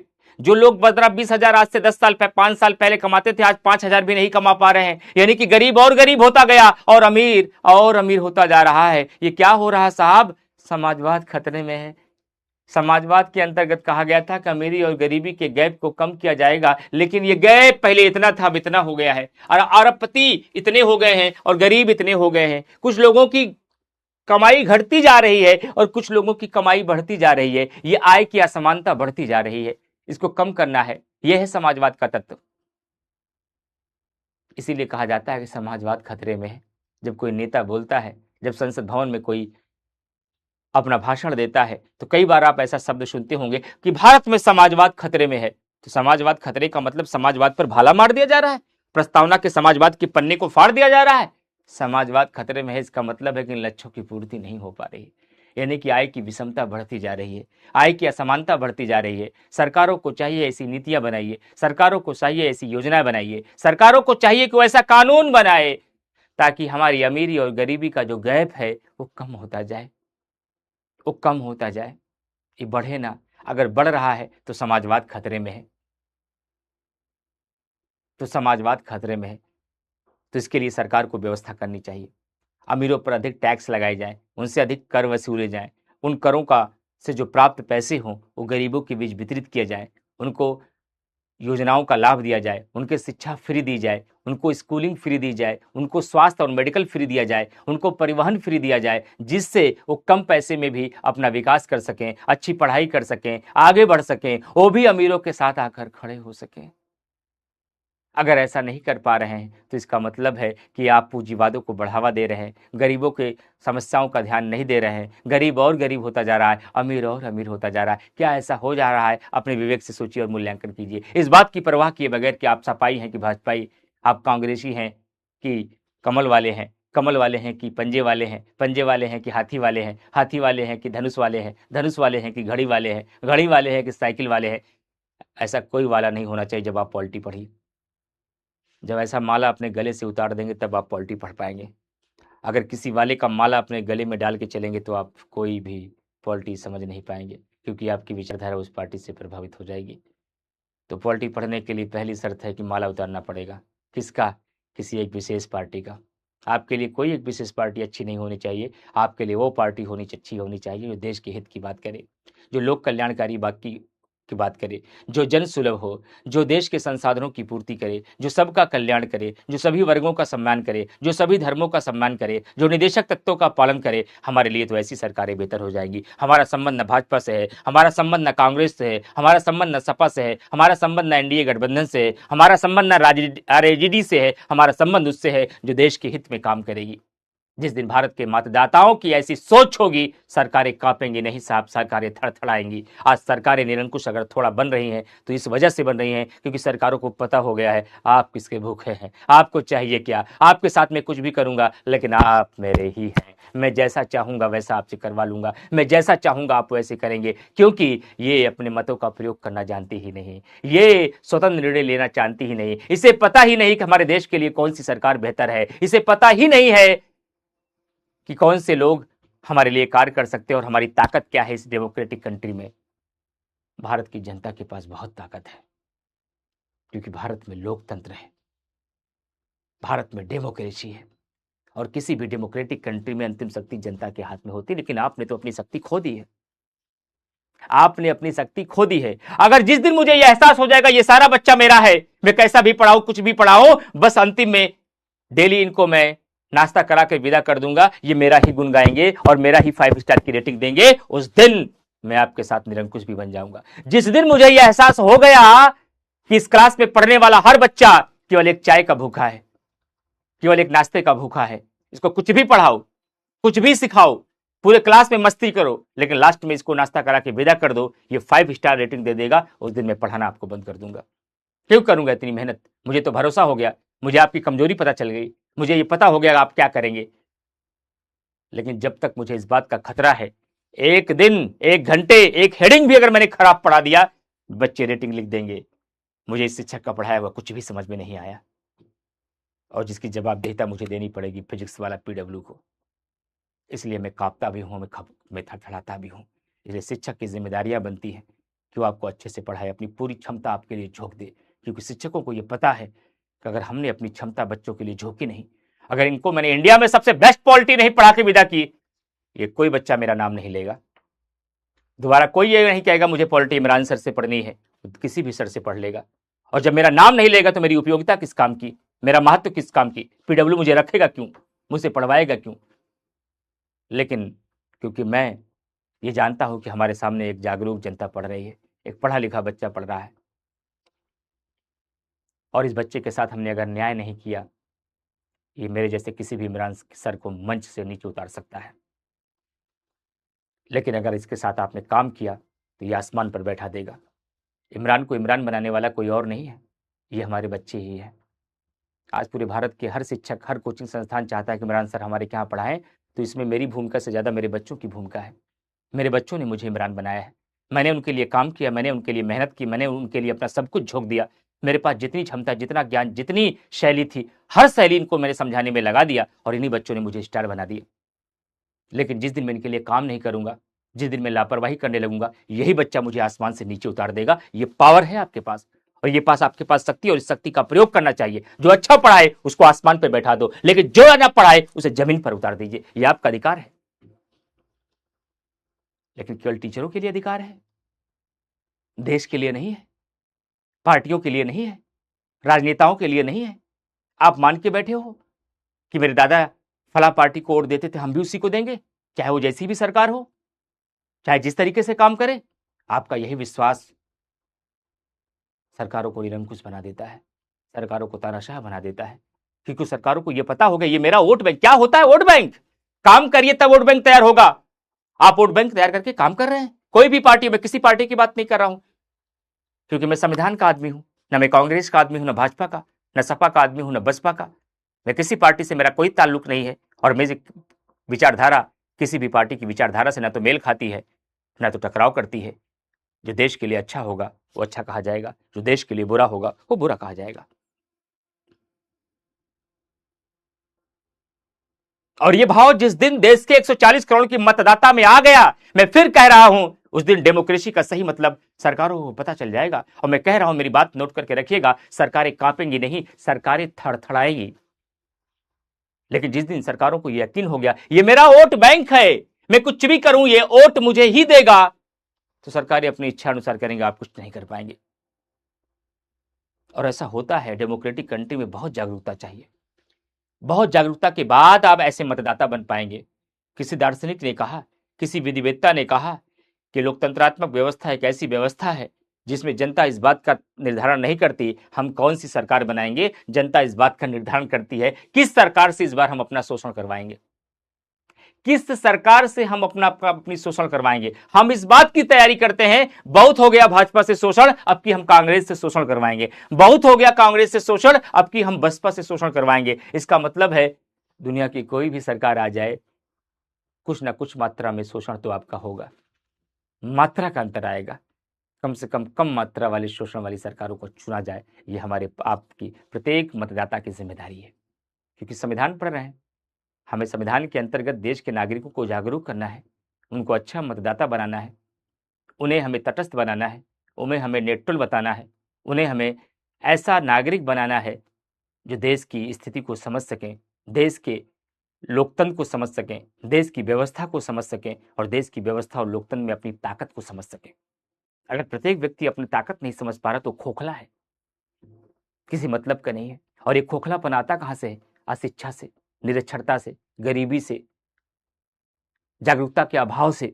जब ये सब नहीं होता तो व्यक्ति खोखला हो जाता है, और जब ये सब आ जाता है तो व्यक्ति ऐसा शेरनी बन जाती है जो हर जगह दहाड़ती है। डॉक्टर बाबा साहब भीमराव अम्बेडकर ने कहा कि शिक्षा वो शेरनी का दूध है, इसे जो जितना पिएगा उतना दहाड़ेगा। दहाड़ना है तो जागरूक बनिए, पढ़िए, ज्ञान अर्जित करिए, अपने अधिकारों के प्रति सजग होइए, पूरी दुनिया सैल्यूट करेगी आपको।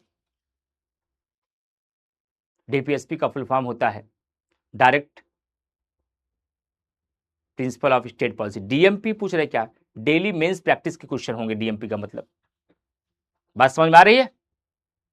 तो गांधी और नेहरू के समाजवाद का पहला तत्व क्या कहता है कि आय की असमानता को दूर किया जाए, देश के संसाधनों का वितरण इस प्रकार से किया जाए जिससे कोई भी वर्ग वंचित ना हो। इसका मतलब देश के पास जो भी संपत्ति है, देश के पास जो भी संसाधन है, उन संसाधनों का वितरण इस प्रकार से करिए ताकि वह किसी खास वर्ग तक सीमित ना रह जाए, बल्कि उसकी पहुंच पंक्ति में खड़े हुए अंतिम व्यक्ति तक उसकी पहुंच हो पाए। जब शादियों में आपके भाई की बारात गई थी, दूल्हा स्टेज पर बैठा था, बाराती सामने बैठे थे, और जहां बारात गई थी उन मेहमानों ने आपको मिठाइयां बांटी थी। अगर वो मिठाइयां इस प्रकार से बांटी जाती, केवल दूल्हे तक और आगे वाली कुर्सियों तक पहुंचती, और पीछे वाले लोग मिठाइयों से वंचित हो जाते, कैसा लगता आपको? सर बुरा लगता।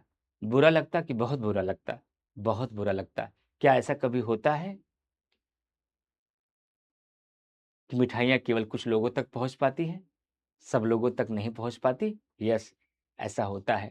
तो आपके बारात में भी समाजवाद नहीं है, आपके बारात में भी समाजवाद नहीं है। क्या कई बार होता है कि घर में कोई अच्छी डिश बनती है, मम्मी पापा खा लिए, कुछ भाई खा लिए, कुछ भाई उससे नहीं खा पाते, कुछ को वह मिठाई नहीं मिल पाती, कुछ को सेवई या रबड़ी या खीर नहीं मिल पाती। अगर नहीं मिल पाती तो आपके घर में भी समाजवाद नहीं है। तो समाजवाद का सही मतलब यही है कि संसाधनों का उचित वितरण हो, संसाधनों का समता वितरण हो, इक्वल डिस्ट्रीब्यूशन हो। उसका वितरण इस प्रकार से हो ताकि वह किसी खास वर्ग तक सीमित न रह जाए, बल्कि वह पंक्ति में खड़े हुए अंतिम व्यक्ति तक पहुंच पाए। आप उस भाषा का प्रयोग करते हो वो अपने वर्ड में ही है। निशांत गोस्वामी जी कह रहे हैं कि सर जो आपने नोट्स दे दिया है वह एग्जाम में वही भाषा लिखना है या अपने वर्ड्स में लिख सकते हैं सरल वर्ड में। वो सरल वर्ड में है बाबू, वो किताब का वर्ड नहीं, वो मेरी भाषा है। निशांत जी अगर आप उसको पढ़ेंगे और आंखें बंद कर लेंगे तो उस पन्नों में मैं दिखाई दूंगा आपको, उस पन्नों में मेरी आवाज़ आएगी आपको, उस पन्ने में मेरी भाषा झलकेगी आपको। वो लक्ष्मीकांत की भाषा नहीं है, वो डी डी बसु की भाषा नहीं है, वो जयनारायण पांडे की भाषा नहीं है, वो वाड़ी की भाषा नहीं है, वो मेरी भाषा है। मैंने अपने शब्दों में वो लिखाया है। नीरज जी कह रहे हैं सर आपके अनुसार कौन सी पार्टी है जो संविधान को निष्पक्ष अनुपालन करती है? ऐसी कोई एक पार्टी 100% नहीं हो सकती है। किसी एक कार्यकाल के बाद हम निदेशक तत्वों के आधार पर तय करेंगे कौन सी पार्टी हमारे निदेशक तत्वों का पालन सही से कर रही है या नहीं। यहाँ पर कोई 100% सही नहीं होता, कोई 100% गलत नहीं होता, मात्रा का अंतर होता है। तुषार भारद्वाज जी कह रहे हैं क्या गारंटी है कोई सरकार अगले 5 वर्ष अच्छा करेगी या बुरा करेगी? इसीलिए तो मैंने कहा है कि किसी दार्शनिक ने कहा है कि जनता हर 5 साल के बाद ये तय करती है कि हम अपना शोषण किससे करवाएंगे। मेरी बात आपने सुना नहीं तुषार? मुझे पता था किसी न किसी विद्वान के मन में ये बात आएगी। क्या गारंटी है इस बात की अगले 5 साल में कौन सी सरकार अच्छा काम करेगी? इसीलिए तो मैंने पहले कर दिया है, केवल मात्रा का अंतर होगा। डेमोक्रेटिक कंट्री में, लोकतंत्रात्मक देश के भीतर जनता इस बात का निर्धारण करती है हम अपना शोषण इस बार किससे करवाएंगे। सबको पता है शोषण तो हर सरकारों में होना है, लेकिन किससे करवाना है ये जनता तय करती है, किस मात्रा में करवाना है ये जनता तय करती है। दोनों दे दिया गया, वहीं चेक कर लीजिएगा, दोनों मिल जाएगा। ठीक है। तो तीसरी बात क्या कही गई है? सभी वर्गों का कल्याण किया जाए, विशेषकर वंचित समूहों का। मान लीजिए मैं एक छोटा सा एग्जाम्पल देना चाह रहा हूं। ये समाज की मुख्य धारा है, ये समाज की मुख्य धारा है। मुख्य धारा का मतलब क्या होता है सर? मुख्य धारा का मतलब क्या होता है? मुख्य धारा का मतलब होता है गंगा का धारा, मुख्य धारा का मतलब होता है यमुना की धारा? नहीं, इसका मतलब होता है मेन स्ट्रीम। और मेन स्ट्रीम का मतलब होता है व्यक्ति की ऐसी स्थिति जहां व्यक्ति की सामाजिक, आर्थिक, राजनीतिक, शैक्षणिक स्थिति बेहतर हो जाए। यानी समाज में आपको एक बेहतर स्थान मिल जाए, आपको आवास हो, आपका मकान हो, रहने के लिए घर हो, बच्चे अच्छे से पढ़ रहे हों, आपके पास पद प्रतिष्ठा हो। क्या भारत का सभी व्यक्ति यहाँ पहुँच चुका है? क्या भारत के 121 करोड़ की आबादी में सब यहाँ आ चुके हैं? क्या भारत के 121 करोड़ की आबादी में सब लोग यहाँ पहुँच चुके हैं मुख्य धारा में? आंसर है नो। अभी कुछ लोग यहाँ हैं, कुछ लोग यहाँ हैं, कुछ लोग यहाँ हैं, कुछ लोग यहाँ हैं, कुछ लोग यहाँ हैं, कुछ लोग यहाँ हैं, कुछ लोग यहाँ हैं, कुछ लोग यहाँ हैं, कुछ लोग यहाँ हैं, कुछ लोग यहाँ हैं, कुछ लोग यहाँ हैं। अभी कुछ लोग यहाँ हैं, कुछ लोग यहाँ हैं, कुछ लोग यहाँ हैं। अरे अभी कुछ तो यहाँ है। सोचो इनकी क्या हालत होगी, इनकी क्या हालत होगी। ये तो वो व्यक्ति हैं जो खाने के लिए रोटी भी नहीं है, जाने के लिए स्कूल भी नहीं है, पहनने के लिए कपड़े भी नहीं है। इनके पास कुछ है तो लेकिन ये पढ़ नहीं सकते, इनके पास कुछ पढ़ सकते हैं तो लेकिन ये कुछ कर नहीं सकते, और ये ऐसी स्थिति में है जो अभी इनसे पीछे चल रहे हैं। तो समाजवाद का तत्व कहता है जो ये पीछे के लोग हैं इनको मुख्य धारा में लाइए। कैसे? पीछे से धक्का दे करके सबको, हाँ सबको, विशेषकर वंचित समूहों को जो यहां पर है। ये तो बहुते पूछे हैं, ये तो खाने के लिए मर रहे हैं, इनको मुख्य धारा में लेके आए, इनको मुख्य धारा में लेकर आइए। और मुख्य धारा में लाने के लिए क्या लाया जाए? धक्का दिया जाए। उसी धक्का रूपी गाड़ी का नाम पड़ा आरक्षण, उसी धक्का रूपी गाड़ी का नाम पड़ा रिजर्वेशन। तो रिजर्वेशन बुरा है कि अच्छा है, ये जानने के लिए आपको इंतजार करना पड़ेगा आर्टिकल 16 क्लॉज 4 का। जब मैं फंडामेंटल राइट का आर्टिकल 16(4) पढ़ाऊंगा तब मैं बताऊंगा कि आरक्षण बुरा है या अच्छा है। लेकिन आरक्षण की महक समाजवाद के तत्वों में आ गई थी, गांधी और नेहरू की विचारधारा में आ गई थी। अगर धक्के के माध्यम से हम इन लोगों को धक्का देकर यहां तक पहुंचा देते हैं, अगर ये लोग कहते हैं ये तो असमानता है, ये तो भेदभाव है, आपने इनको धक्का क्यों दिया, मुझे धक्का क्यों नहीं दिया, ये धक्का मुझे क्यों नहीं दिया, मुझे धक्का देते तो मैं और आगे निकल जाता, लेकिन धक्का आपने मुझे नहीं दिया, आपने धक्का केवल इनको दिया है, ये ठीक नहीं है, ये भेदभाव है, इनको तमाचे लगाना चाहिए, फिर इनको तमाचे लगाना चाहिए। अरे बेवकूफ, आप समाज की मुख्य धारा में हैं, आपकी सामाजिक स्थिति बेहतर है, आपकी आर्थिक स्थिति बेहतर है, आपकी राजनीतिक स्थिति बेहतर है, आपके 2-2 अपार्टमेंट हैं, बच्चे जाके लंदन में पढ़ते हैं, आप देश के बड़ी पद पर बैठे हुए हैं, और जो लोग खाने के लिए मर रहे हैं अगर उनको मैं धक्का दे रहा हूं तो आपके पेट में दर्द हो रहा है। जो लोग खाने के लिए मर रहे हैं, 2 वक्त की खाने की रोटी नहीं है, अगर मैं उनको पीछे से सपोर्ट कर रहा हूं तो आपके पेट में दर्द हो रहा है कि मुझे धक्का क्यों नहीं दिया जा रहा है। ये कैसा मानसिक खोखलापन है आपका। अब कैसा लगा आरक्षण? आरक्षण ठीक है या बुरा है? ये धक्का अच्छा है या बुरा है? ये धक्का समानता का काम करता है। ये धक्का देश के प्रत्येक व्यक्ति को एक पंक्ति में लाके खड़ा करता है, एक समूह में लाके खड़ा करता है, आय की असमानता को समाप्त करता है, समाज की मुख्य धारा में लाता है। और जब तक भारत का प्रत्येक नागरिक इस धारा में नहीं पहुंचेगा, भारत एक विकसित राष्ट्र नहीं बन पाएगा। जब तक भारत का प्रत्येक नागरिक इस धारा में नहीं पहुंचेगा, भारत 2047 नहीं 2070 तक विश्व गुरु नहीं बन सकता। क्योंकि किसी एक व्यक्ति से विकास नहीं होता है, सबके विकास से विकास माना जाता है। आप एसडीएम बन जाइए और आपका भाई गांव में पेठा बेचे ठेले पे लगा करके, आपका गांव आपके परिवार का मूल्यांकन एसडीएम से नहीं करेगा। आपका परिवार, आपका गांव, आपका समाज, आपका मूल्यांकन उस ठेले वाले भाई से करेगा।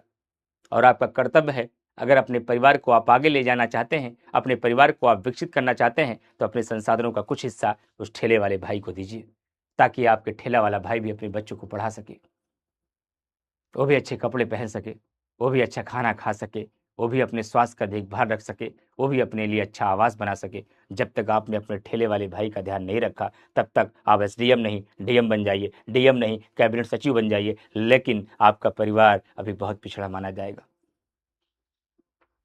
परिवार का विकास केवल एक व्यक्ति के आगे जाने से नहीं होता, पूरे परिवार के आगे जाने से होता है। और हमारा देश ये परिवार है, और इस परिवार में अगर मुट्ठी भर लोग आगे चले भी गए ना, तो इससे देश विकसित नहीं होगा। अगर मुट्ठी भर लोगों के आगे जाने से देश विकसित होता, तो हम अंबानी और अडानी को सबसे आगे खड़े कर देते और दुनिया वाले से कहते, हमारे अंबानी के पास देखो कितना पैसा है, भारत विकसित है या नहीं। लेकिन केवल अंबानी के बड़े होने से भारत विकसित नहीं हो पाएगा, केवल अडानी के बड़े होने से भारत विकसित नहीं हो पाएगा। भारत विकसित तब तक नहीं हो सकता जब तक भारत का प्रत्येक नागरिक समाज की मुख्य धारा में नहीं पहुंच पाएगा। और ये काम करने के लिए सरकारों को आगे बढ़ना पड़ेगा, ये काम करने के लिए सरकारों को आगे आना होगा, ये काम करने के लिए सरकारों को इन पिछड़े हुए लोगों को कुछ विशेष सुविधा देनी होगी, इनके लिए आरक्षण की व्यवस्था करना होगा, इनको कम कीमतों पर अनाज उपलब्ध कराना होगा, इनको कम कीमतों पर बीज उपलब्ध कराने होंगे, इनके उत्थान के लिए सरकार को बहुत सारी निःशुल्क और फ्री सेवाएं देनी होंगी, ताकि ये समाज की मुख्य धारा में आ सके और भारत में असमानता समाप्त हो और समाजवाद की संकल्पना सुनिश्चित हो और भारत एक विकसित राष्ट्र बन सके।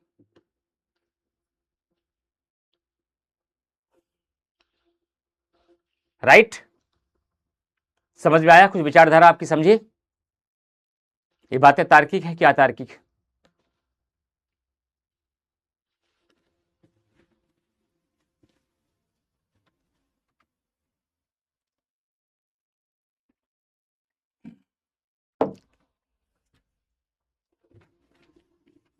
आगे चल करके सर्वोच्च न्यायालय से भी एक केस आया था, जिस केस का नाम है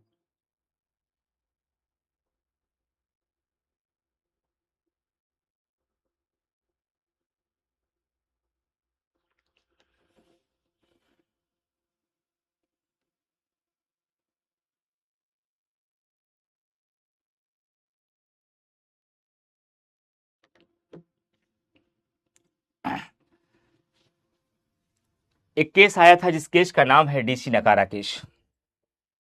एक केस का नाम है जिसका नाम है डीसी नकारा केस। डीसी नकारा केस। डीसी नकारा केस 1982 में आया था। इस केस में माननीय सर्वोच्च न्यायालय ने कहा, इस केस में माननीय सर्वोच्च न्यायालय ने कहा, इस केस में सर्वोच्च न्यायालय ने कहा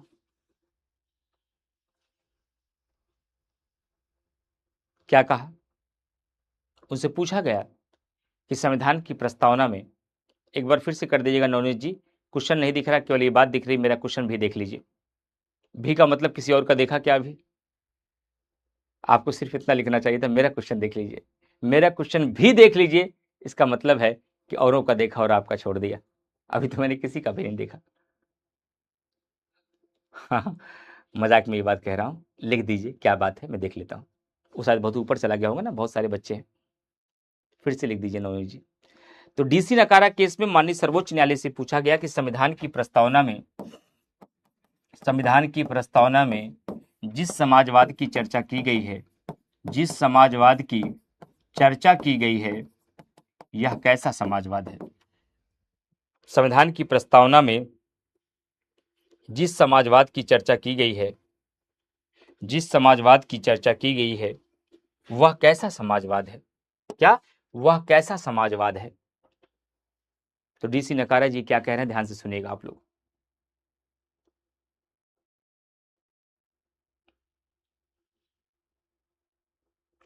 डीसी नकारा जी कह रहे हैं कि भारतीय संविधान की प्रस्तावना में जिस समाजवाद का प्रयोग किया गया है, वह गांधी और नेहरू के समाजवाद का मिश्रण है। ध्यान से सुनिएगा, डीसी नकारा साहब के केस में न्यायपालिका क्या कह रही है। डीसी नकारा केस में माननीय सर्वोच्च न्यायालय कह रही है कि भारतीय संविधान की प्रस्तावना में जिस समाजवाद का प्रयोग किया गया है, वो गांधी और नेहरू के समाजवाद का मिश्रण है, लेकिन वह गांधी और नेहरू के समाजवाद की ओर झुकी हुई है। वह गांधी और नेहरू के समाजवाद की ओर झुकी हुई है। तो लोगों ने कहा कि संवैधानिक भाषा में बोलिए ना, ये कैसा समाजवाद है?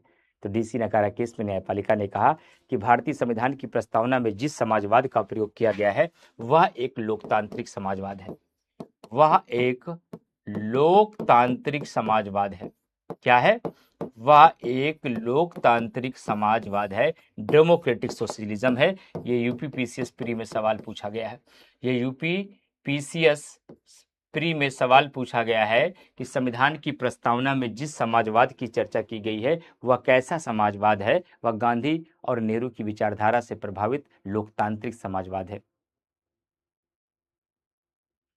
लगभग समान, अरे उनके विचारधाराओं में उनका जन्म अलग अलग समय में हुआ, उनकी मृत्यु अलग अलग समय में हुई, वो अलग अलग परिवार से आते थे, ये तो अंतर रहेगा ही, लेकिन समाजवाद के संबंध में दोनों के विचार समान थे, लगभग मिलते जुलते थे। ये अंतर नहीं आपको करना है। नवनीत सिंह ने कहा है, सर गांधी और नेहरू के बीच भी कुछ अंतर होंगे, जन्म का अंतर है, मृत्यु का अंतर है, जीवन पद्धति का अंतर है, उपलब्धियों का अंतर है, कार्यों का अंतर है, लेकिन समाजवाद के संबंध में विचार समान है, इसलिए गांधी और नेहरू का विचार कहा जाता है समाजवाद को।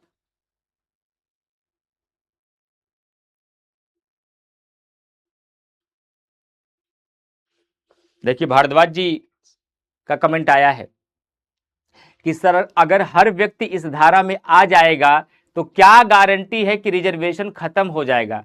बताएंगे गारंटी हम आपको तुषार जी, आर्टिकल 16(4) बताएंगे। जब 16(4) पढ़ाएंगे तब मैं आपको बताऊंगा कि रिजर्वेशन खत्म हो जाएगा। रिजर्वेशन जीवन भर बना रहे, कभी ना खत्म हो, क्योंकि कभी भी ऐसा संभव नहीं होगा कि भारत का हर व्यक्ति एक पंक्ति में आ जाए। कुछ ना कुछ लोग रहेंगे जो इस धारा से पीछे रहेंगे। ध्यान रखिएगा नौ भरद्वाज जी, अपने दिमाग को थोड़ा और व्यापक करिए आप, कि यह कहा जा सकता है अमूमन लोग, ज्यादातर लोग समाज में मुख्य धारा में आ जाएं।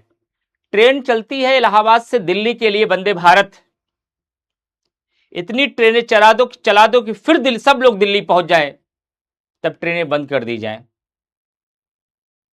क्या गारंटी है इस बात की कि सब लोग दिल्ली पहुंच जाएंगे फिर ट्रेनें नहीं चलेंगी? अरे दिल्ली का काम तो हमेशा किसी न किसी का लगा रहेगा। ज्यादातर लोगों को दिल्ली पहुंचा सकती है, लेकिन दिल्ली इतने लोगों को कभी नहीं पहुंचा सकती कि दिल्ली जाना ही बंद हो जाए। ऐसा कभी नहीं होगा भारद्वाज। समाज के ज्यादातर लोग मुख्य धारा में आ जाएंगे, लेकिन समाज का एक वर्ग हमेशा ऐसा रहेगा कि जो वंचित समूह कुछ न कुछ रहेंगे। ज्यादातर लोगों को मुख्य धारा में ला सकते हैं, उनकी लाइनों को खींचकर हम आगे ला सकते हैं। जो समाज के इस स्थान पे थे भारद्वाज जी, उनको धीरे धीरे हम यहां ला के आ सकते हैं, इनको यहां पर ला जा सकते हैं, इनको हम यहां ला सकते हैं। लेकिन भारत का प्रत्येक नागरिक इस धारा में आ जाए, ये संभव नहीं है। ज्यादातर लोग आ सकते हैं, इसलिए आरक्षण की जरूरतें हमेशा पड़ी रहेगी। लेकिन आरक्षण किनको मिलना चाहिए और किनको नहीं मिलना चाहिए, ये जानने के लिए अभी आपको 16/4 का इंतजार करना पड़ेगा। इसलिए मैंने पहले बोल दिया था, अभी आरक्षण के मुद्दे पर बहस नहीं करेंगे, क्योंकि आरक्षण अभी मैं नहीं पढ़ा रहा हूं। मैं आरक्षण 16/4 में पढ़ाऊंगा, तो इसका दूध का दूध पानी का पानी करूंगा। आरक्षण कहां तक सही है, आरक्षण कहां तक गलत है, आरक्षण किसको मिलना चाहिए, आरक्षण किसको नहीं मिलना चाहिए, आरक्षण का प्रयोग किस मात्रा तक सही है, आरक्षण का प्रयोग किस मात्रा तक गलत है, और आरक्षण के संबंध में इंदिरा साहनी केस में न्यायपालिका का क्या डिसीजन रहा, न्यायपालिका ने रिजर्वेशन के संबंध में क्या स्टैंड लिया। कल मेंस में आपको क्या आंसर लिखना है, चाय की दुकानों वाली चर्चा करना है, संविधान के पन्नों वाली चर्चा करना है, या तार्किकता वाली चर्चा करना है, मैं बताऊंगा। लेकिन समय आने दीजिए बस भारद्वाज जी, टाइम आने दीजिए बस।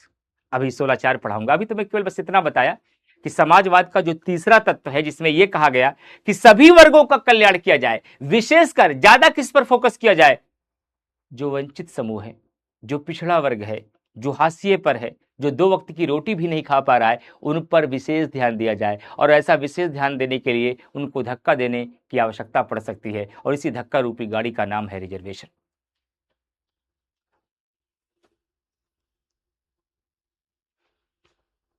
तो आपका ये तीसरी विशेषता समाप्त हो गई है भारतीय संविधान की। अगली विशेषता होगी, भारतीय संविधान की एक विशेषता है कि भारत को एक पंथ निरपेक्ष राज्य घोषित किया गया है। भारत को एक पंथ निरपेक्ष राज्य यानी सेक्युलर स्टेट घोषित किया है। व्हाट इज पंथ निरपेक्षता? पंथ निरपेक्षता और धर्म निरपेक्षता में क्या अंतर है? क्या पंथ निरपेक्ष शब्द मूल संविधान में था या नहीं? क्या मूल संविधान में अगर ये नहीं था, तो क्या संविधान निर्माता भारत को एक पंथ निरपेक्ष राज्य बनाना चाहते थे कि नहीं बनाना चाहते थे? पंथ निरपेक्षता का मतलब क्या होता है? पंथ निरपेक्षता के अंतर्गत राज्य और धर्म का संबंध क्या होता है? भारत में पंथ निरपेक्षता को संविधान का मूल ढांचा घोषित किया गया है या नहीं? आज भारत पंथ निरपेक्ष है, क्या जिंदगी भर भारत पंथ निरपेक्ष रह सकता है, या कल भारत को एक हिंदू राष्ट्र या मुस्लिम राष्ट्र या सिख राष्ट्र या ईसाई राष्ट्र बनाया जा सकता है? भारत में पंथ निरपेक्षता का कौन सा पक्ष अपनाया गया है? भारत में सकारात्मक पंथ निरपेक्षता है, भारत में सकारात्मक पंथ निरपेक्षता है, या भारत में नकारात्मक पंथ निरपेक्षता है? भारत में नकारात्मक पंथ निरपेक्षता का कौन सा पक्ष अपनाया गया है? दोनों में क्या अंतर है, दोनों में क्या समानता है? भारत ने इसको क्यों छोड़ दिया, भारत ने इसको क्यों अपना लिया? ये सारी कहानी जानने के लिए आपको करना पड़ेगा कल का इंतजार। कल मैं इसको डिटेल में बताऊंगा। बाकी किसी बच्चे का कोई डाउट, कोई संदेह, तो आप लोग पूछ सकते हैं। किसी भी बच्चे का कोई डाउट, कोई संदेह, कोई प्रश्न, किसी भी प्रकार का, अब तक के पढ़ाए गए पूरे टॉपिक का, मैं लेक्चर नंबर 1 से लेकर लेक्चर नंबर 8 तक जितना कुछ मैंने आपको पढ़ाया है, उस पढ़ाने में किसी बच्चे को कोई डाउट आया हो पढ़ते समय, तो आप मेरे से सवाल पूछ सकते हैं, कोई भी सवाल पूछ सकते हैं, मैं आपके सवालों का उत्तर दूंगा। सर नोट्स हम लोगों को बनाना पड़ेगा कि आपके नोट्स और लक्ष्मीकांत बुक पढ़ने से कवर हो जाएगा? हो जाएगा। नोट्स बनाने की जरूरत यही बोर्ड से है। निशांत गोस्वामी, जब मैं बोर्ड वर्क लिख करता रहता हूं, जब मैं आप समझाता रहता हूं, आपको जो बात लगे हाँ ये नोट कर लेना जरूरी है, आप अपने शॉर्ट नोट में नोट कर सकते हैं। बाकी लक्ष्मीकांत और हमारा नोट्स पर्याप्त है, इसके अलावा पॉलिटी में कुछ नहीं पढ़ना है। जैसे मैंने ये टॉपिक आज पढ़ा दिया, अब टॉपिक में जाकर के आज संपूर्ण प्रभुत्व संपन्न समाजवाद और आप क्या और संपूर्ण प्रभुत्व संपन्न और समाजवाद को अच्छे से देखिए, उसको अच्छे से पढ़िए।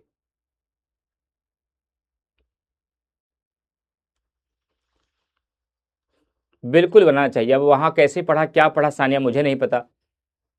अब जिस तरीके से मैं पढ़ा रहा हूं और समझा रहा हूं, ये अब जरूरी है आपके लिए। बहुत शुक्रिया अंजलि जी आपका।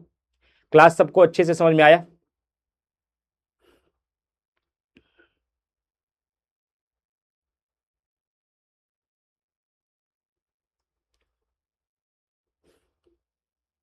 अरे पंथ निर्भर ऐसे ही कैसे बता दें भैया। आया क्या नाम है, अवनीश गोयल। आधे घंटे में समझाऊंगा कल मैं पंथ निरपेक्षता। कल पंथ निरपेक्षता का एक एक एंगल क्लियर करूंगा।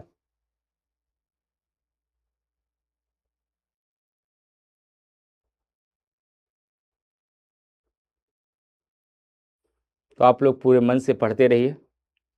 अभी जैसे बहुत सारे बच्चे कहते हैं मैं बहुत बड़े बड़े संस्थानों में पढ़ा, बहुत बड़े बड़े कोचिंगों में पढ़ा, लेकिन ऐसा नहीं पढ़ा। मैं चाहता हूँ जब मैं यहाँ से पढ़ा के विदा करूँ ना, तो फिर आपका मुकाबला कोई भी किसी भी संस्थान से, किसी भी शिक्षक से पढ़ के आया हो, लेकिन वो आपका पॉलिटी में मुकाबला ना कर पाए। वो आपसे बहस करने के बाद पूछ पड़े, साहब आप कहाँ से पढ़ के आए हो। जिस दिन ऐसा होगा वो मेरी ज़िंदगी का सबसे खूबसूरत लम्हा होगा। अगर बदले में मुझे कुछ पुरस्कार आप देना चाहते तो मेरे लिए यही पुरस्कार है कि ऐसी पॉलिटी पढ़ के जाओ, ऐसी पॉलिटी तैयार करके यहाँ से जाओ कि जब पॉलिटी का वाचन आप करो, जब पॉलिटी के क्वेश्चन आप सॉल्व करो, जब पॉलिटी की चर्चा आप किसी से करो, तो पूछ पड़े, साहब आप कहाँ से पढ़ के आए हो पॉलिटी।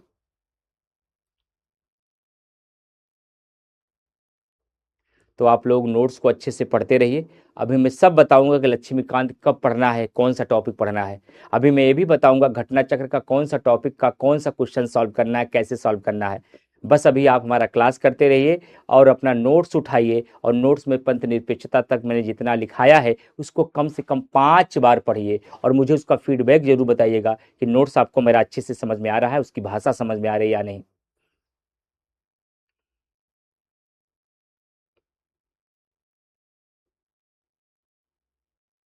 चलिए, बहुत शुक्रिया, बहुत धन्यवाद। अपने सेहत का ध्यान रखिए और मेरे लिए भी प्रार्थना दुआ करिए कि मैं भी जल्दी से स्वस्थ हो जाऊं। कि समझ लीजिए मैं वर्स्ट कंडीशन में मैंने आज आपको क्लास पढ़ाया। इससे हम भी सीखते हैं, कुछ हमने भी किसी से सीखा है और आपको भी सिखाते हैं। जिंदगी में एक्सक्यूज बहुत होते हैं, जिंदगी में बहाने बहुत होते हैं।